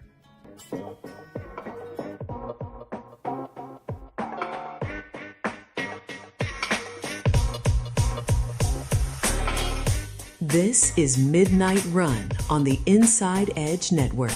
Here's your host, Anthony Alford.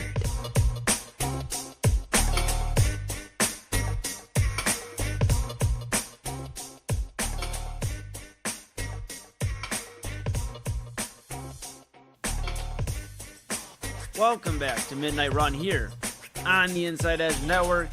I was thinking during the break, I said, man, people probably been missing Double A a ton. I mean, first off, unhinged sports talk from everywhere from sports. You got sports, you got the entertainment aspect. He's talked about some of the biggest stories in pop culture and even some food that we probably shouldn't be eating. Honey buns in different forms and stylings, if you will. Just wild. The one thing I was thinking, that they definitely, the people you of course out there, everybody listening, probably miss about, Double A being here or not here this week is the Keurig. You hear it starts brewing, you even hear it during the first minute or two, and that's how you know Double A's about to rock. And don't worry, he will be back next week rocking with you here on Midnight Run. I'm Eli Moon. I'm filling in here for Double A, and I hope you've been enjoying thus far. We got a few more things to get into here this evening. I'll be with you again Thursday and Friday here, the rest of the week, and we'll get into it. But I had a thought on my mind here. We started the show with the talk of Jose Ramirez, Donovan Mitchell. What will this era be remembered, especially for those two teams? If we're just isolating those two teams, what will the era be remembered by? Now, of course, Jose's been here a little bit longer than Donovan Mitchell, but Donovan chose the Cavaliers yesterday morning. He signed the extension. There was a lot of people thinking he wasn't going to talk about an extension till next summer, when he would just basically ink a new deal if he wanted to stay here in Cleveland, or, does he go somewhere else? Well, we don't have to worry about that, at least for the foreseeable future. Donovan here now in Cleveland. Jose Ramirez choosing the Guardians twice with two very team-friendly deals. What is this era going to look like? Are they going to go out and make the moves necessary in their respective sports to go win a championship? Then it got me thinking, all right, the Cleveland Browns, can't avoid them, because this is a Browns town, whether you want to argue, whether you want to discuss it, whatever you want to do. I mean, it's just the truth of the matter, folks. The Browns could go 0-16. They've gone 0-16. The stadium still gets to a point where it is packed out again. It may take a few games, whatever, a little bit of a rejuvenation period, but one thing's for certain. Everybody goes to the Muni lot. Everybody's in Cleveland Browns Stadium. It's just the reality of where we're at. And keep in mind, the Cavaliers, the only championship in the last 52 years here in Northeast Ohio. Again, that's why it's so imperative that the Cleveland Browns start to figure it out. Because with the Cavaliers about to possibly bring back LeBron James, maybe retool this roster to a point where it can go win another NBA championship. If the Guardians do find a way to find magic, whether it's to the rookies and these young guys, or they go make a move or two, whatever it may be, and they can go win a championship.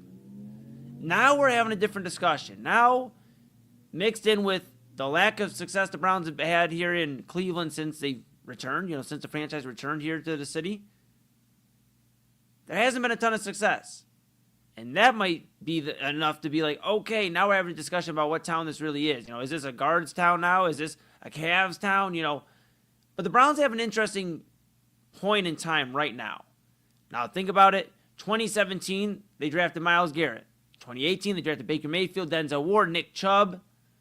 A real nucleus of that team. And it took about, a few seasons to really, really put it together to where, okay, everything's around these guys to where they can go win a championship. And it didn't work out that way, but there was a moment in time where we felt good about what we had. At quarterback with Baker Mayfield, we felt good about having one of the best, if not the best, even at that time. Defensive end in football, Myles Garrett. He had a lockdown corner in Denzel Ward, who's still here, mind you. Still here, folks. One of the last pieces of the last era. This era we're ushering into right now, obviously a little different. We'll get to that in a moment. But you had those pieces. Nick Chubb at running back. A special unit. Then it all kind of came to a quick end. Baker Mayfield, the injury, and then wanted to play through it, and then all the discussion around if he is the franchise quarterback, and moved out of town. Then, not too long after, Nick Chubb suffers an injury, a season-ending injury. Was never really the same after that. The Browns eventually move on from Nick Chubb. Not too long after that. And Myles Garrett, now this offseason, moved to the Los Angeles Rams. Trade. We brought in Jared Verse via trade from the Los Angeles Rams. That's the move. Now that era of Browns football, that nucleus, all but pretty much gone. We're entering a new era of Cleveland Browns football. It's led by guys like Quinshon Judkins, who, depending who you talk to, it sounds like they're expecting, the Browns are expecting them to have a big year. They're going to have to rely on a little bit of the running game to help establish these passing lanes for whoever is at quarterback. Shedeur Sanders, Deshaun Watson, whatever have you. You're going to have Harold Fannin, who I believe is going to take that next step this year into the top 10, top 5 discussion of tight ends. I think he's already probably in that top 10 discussion. But top 5 for Harold Fannin, definitely capable of doing so. He's been a delight for the Browns on offense. You have Denzel Boston, who a lot of people are high on. He can go grab the football, get it at the high point in the air, score touchdowns. You got a guy there in Denzel Boston that really could impact the offense for the receiving core, something we haven't had in quite some time. Then, of course, you have Casey Concepcion, the first-round pick as well for the Browns. Can he be that possession guy, that guy that goes and gets a quick route, run to the outside, or, a quick slant, breaks away, gets into open space, and he's gone. There's things there for the Browns on offense that you can be excited about. I know it's not the fun thing to do here in Cleveland, get your hopes up, get excited about the Browns possibly being good for once. And I'm not saying good this year, folks. Let's pump the brakes. I think if they got 6 to 7 wins, that would be incredible. 8 to 9 wins would be awesome, but let's be realistic. There's a lot of young pieces that I just mentioned, though exciting and I think can really show a lot of promise. They're still putting it together. We just mentioned how it took a little bit of time for Nick Chubb, Baker Mayfield, Myles Garrett to get to the playoffs. They had to get some depth around them. That's where the Browns are kind of right now. But they know at running back they can count on Judkins. We'll see how he looks after the injury. Fannin, he's looked sharp. He looked great his rookie season. Really promising there. And then you're curious to see what Boston and Concepcion looks like. But you may have something. The line completely overhauled. You're not seeing Joel Bitonio on that line anymore. You're not seeing Wyatt Teller. You're not seeing some of these guys that were mainstays on the Cleveland Browns offensive line. No, it's a fresh look. At quarterback, it begs the question, are we going to see Shedeur Sanders for 17 games? Are we going to see if the Browns say, let's see what we got with him once and for all? And if he is the guy, then guess what? We got him on a rookie contract, still a 5th-round contract for at least another year. And we can see what it looks like that second year. And then, okay, we got to ink him to a contract extension. But at least we know we got the guy. We're done playing around. And Shedeur Sanders is the franchise quarterback. And if not, the Browns are in a position where, hey, 2027 appears to be a loaded quarterback draft. Go out and get one of these guys. If that's what you want to do, whether it is Arch Manning or Dante Moore, Brendan Sorsby, that would drive me crazy. I can't lie, folks. But you got these options here at quarterback next year. That's the worst thing that happens, but you have to at least see what Shedeur Sanders gives you. I understand the money invested in Deshaun Watson, the moves you've made. He's one of the last parts of the era. He is involved in that Baker Mayfield era. He was a guy they moved off of Baker for to go get Deshaun. They decided Baker wasn't the guy. They wanted Deshaun Watson. Deshaun is one of the last parts of this era that the Browns are, for one way, for either a good reason or a bad reason. We'll find out. Moving on from, they moved on from Baker, moving on from Myles, they moved on from Nick Chubb. Denzel's still here, but we'll see how much longer. I'd love for him to be here long term, but it all depends on what the Browns are looking at. One thing's for certain, though. We've seen enough of Deshaun Watson as quarterback of the Cleveland Browns.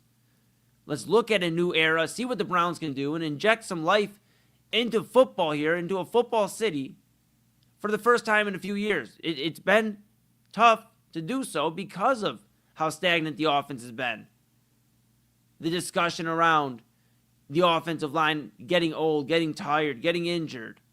These different things. The Browns have a chance to really start a new era. It doesn't have to mean 8, 9, 10, 11 wins this year. But at least look promising. Show some steps. Shedeur Sanders can be that guy. Judkins can look good running the ball. The passing options are there. Defensively, you have a guy stepping up, appears as a leader, which is Carson Schwessinger. Schwessinger, since the Myles Garrett trade, has been very vocal in terms of stepping up, being there, not only for his players, but his teammates, but the community. He's there. He's very involved in everything Cleveland. I think the Cleveland Browns got a good one there. Defensive Rookie of the Year, a guy that I think could have another big leap It's interesting. So keep an eye on the Cleveland Browns, this new era. I think they have a few things they still have to shed in terms of getting to this new era, getting to the Dome, in Brook Park, Todd Monken, will he be there for the Brook Park Dome? I think he will be, but I think he wants to run his offense with the best option. What does that necessarily mean? We'll find out here soon. Football will be starting up here soon officially. We'll get preseason. We'll get to the point where, we can really look at how the Browns are thinking at quarterback. I've heard a lot of talk about it. Now we'll kind of see how this era looks for the Cleveland Browns. But it does feel with the movement, the movement of Myles Garrett, with the movement of these pieces that were once on the team and rocking and rolling, and it just feels a little different. Let's see if it feels like a good different here by December, by January, by the end of the year, beginning of next year. How do we feel about the Browns then? How do we feel going into a draft? Is it a add to this nucleus that we finally feel good about again for the first time since 2018, that draft class, that 17-18 draft class mix? And they've added, they added after that obviously, but that was the piece right there, that 17-18 draft class. Can we feel good about a nucleus again? Can we just add to it, or do we got to kind of still look for the main parts of a winning football culture? So that's where we're at. We spent the beginning of the show talking about the Guardians and the Cavaliers. If they can make that next step to a championship, for the Browns, is can they develop something in terms of culture to then start winning consistently, to be in discussion for championships? There's tiers, there's levels to it. So we'll kind of keep an eye on all of that. When we come back, though, I want to talk about Conor McGregor. That's what we'll end with. Conor McGregor fights this Saturday for the UFC against Max Holloway. Holloway's been waiting for a rematch. Is this the UFC's way of saying, like, hey, we're the main attraction when it comes to combat sports? We've heard all the buzz about everything else, boxing, and MVP getting into MMA as well. Seems interesting. It's been a while for Conor McGregor. We'll talk about that to end the show. This is Midnight Run here on the Inside Edge Network. I'm Eli Moon, filling in for AA Anthony Alford, who will be back next week. And we'll talk some Conor McGregor right after this. Fanatics isn't just our name, it's who we are. Loyal, passionate fans dedicated to our favorite teams and to the sports we love. That's why we're honored to be able to offer fans the world's largest collection of official sports apparel and sports jerseys from all leagues, teams, and players you love. We feature a wide selection of gear from every league, including the NFL, MLB, NBA, NHL, and NCAA merchandise, which allows us to serve fans of football, baseball, hockey, basketball, lacrosse, soccer, golf, and, well, everything else that gets your heart pumping. Go to fanatics.com by using the QR code on your screen right now to celebrate your teams. That's fanatics.com, a proud sponsor of the Inside Edge Network, Cleveland's digital leader.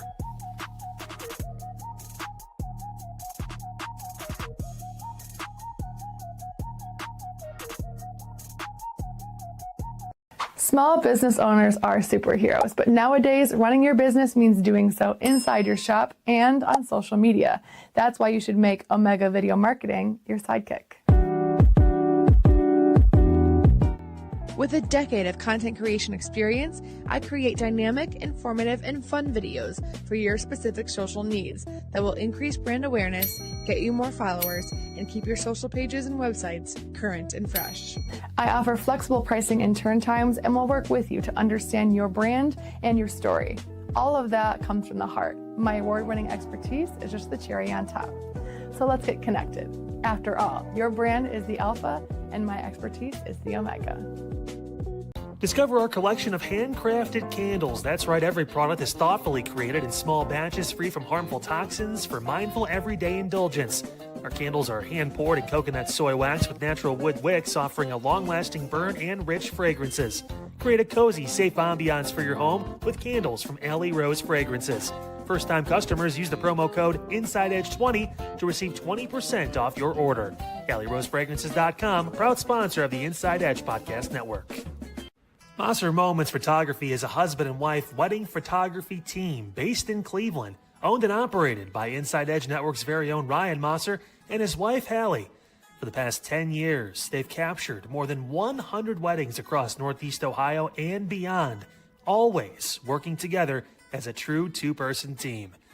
Their style centers on authentic, emotional storytelling, documenting the real moments between two people in love and creating images that feel natural, comfortable, and true to the couple. Rooted in Northern Ohio but inspired by their travels, Ryan and Hallie bring a warm, personal approach to every wedding day. Their work blends experience, consistency, and a genuine passion for helping couples relive their best day through timeless photography. Learn more at monstermomentsphotography.com by using the QR code on your screen right now. monstermomentsphotography.com, a proud sponsor of the Inside Edge Network, Cleveland's digital leader.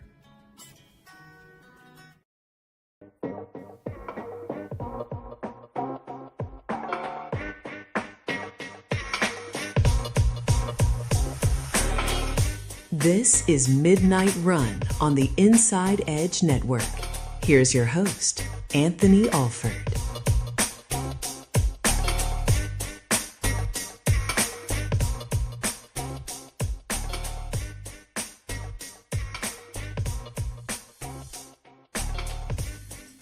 Welcome back to Midnight Run here, everybody.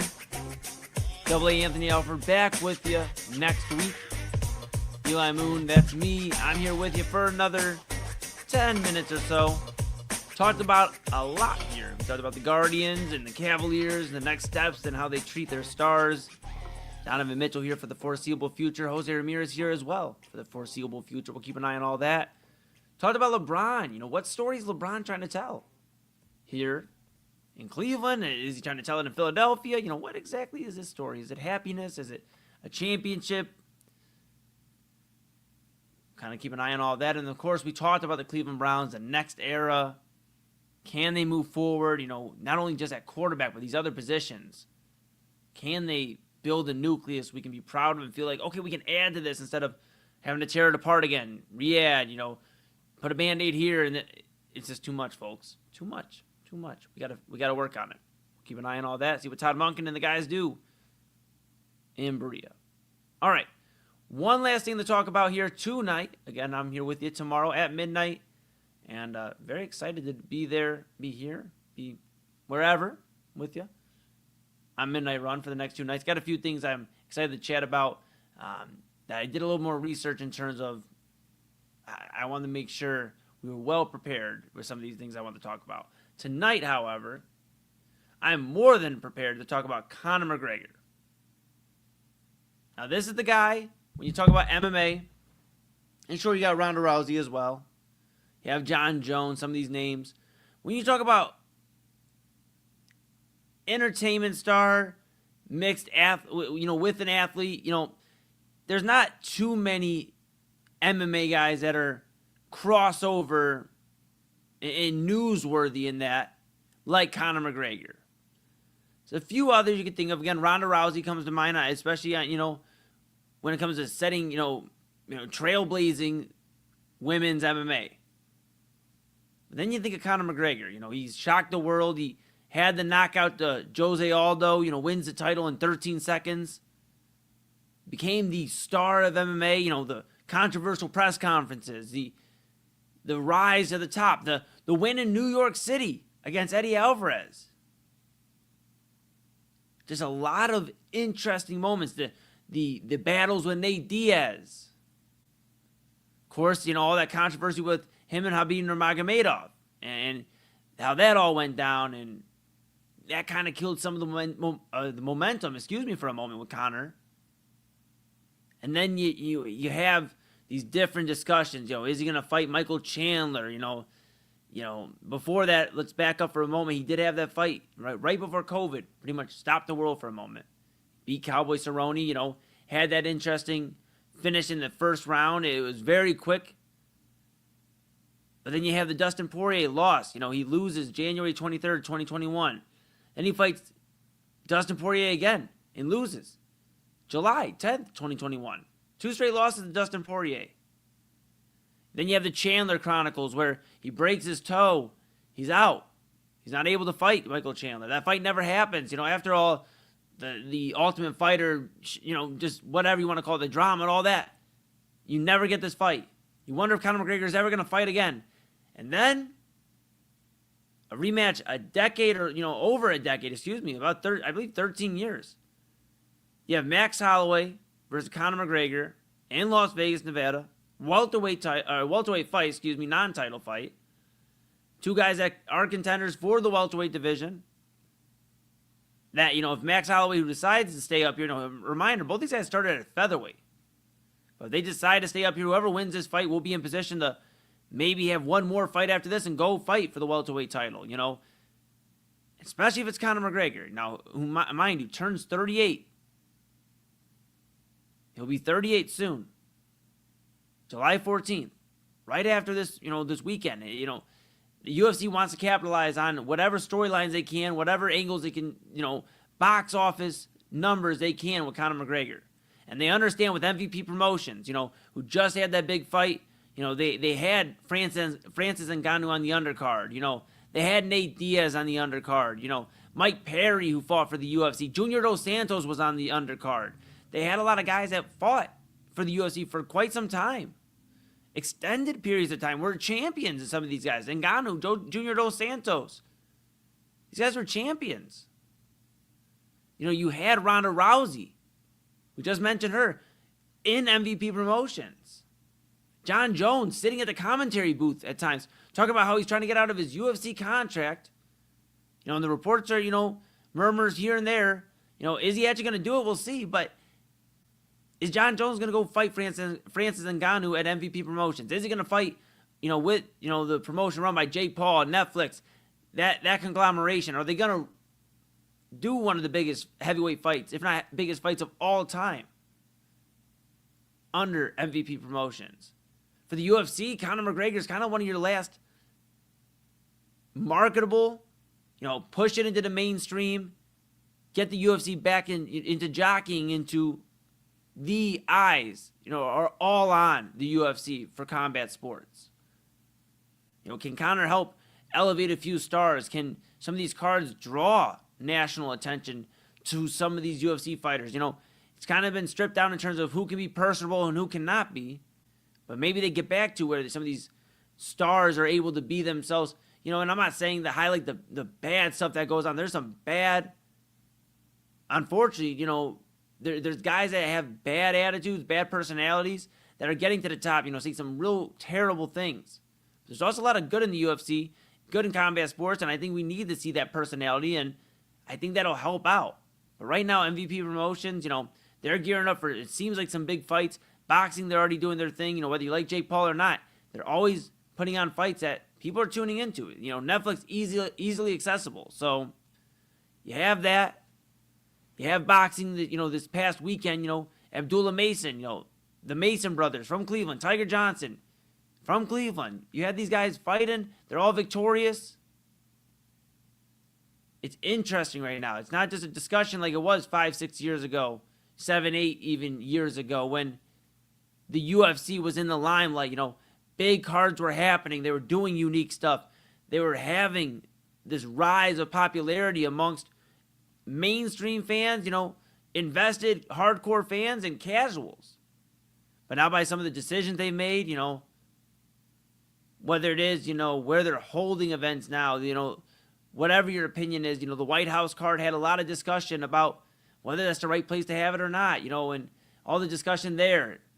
You have different fighters that are being elevated to the limelight that maybe shouldn't be getting a shine. And it shows, to some point, we have these discussions about, who the NFL decides to spotlight. And same with the NBA and the MLB and, NHL, whatever.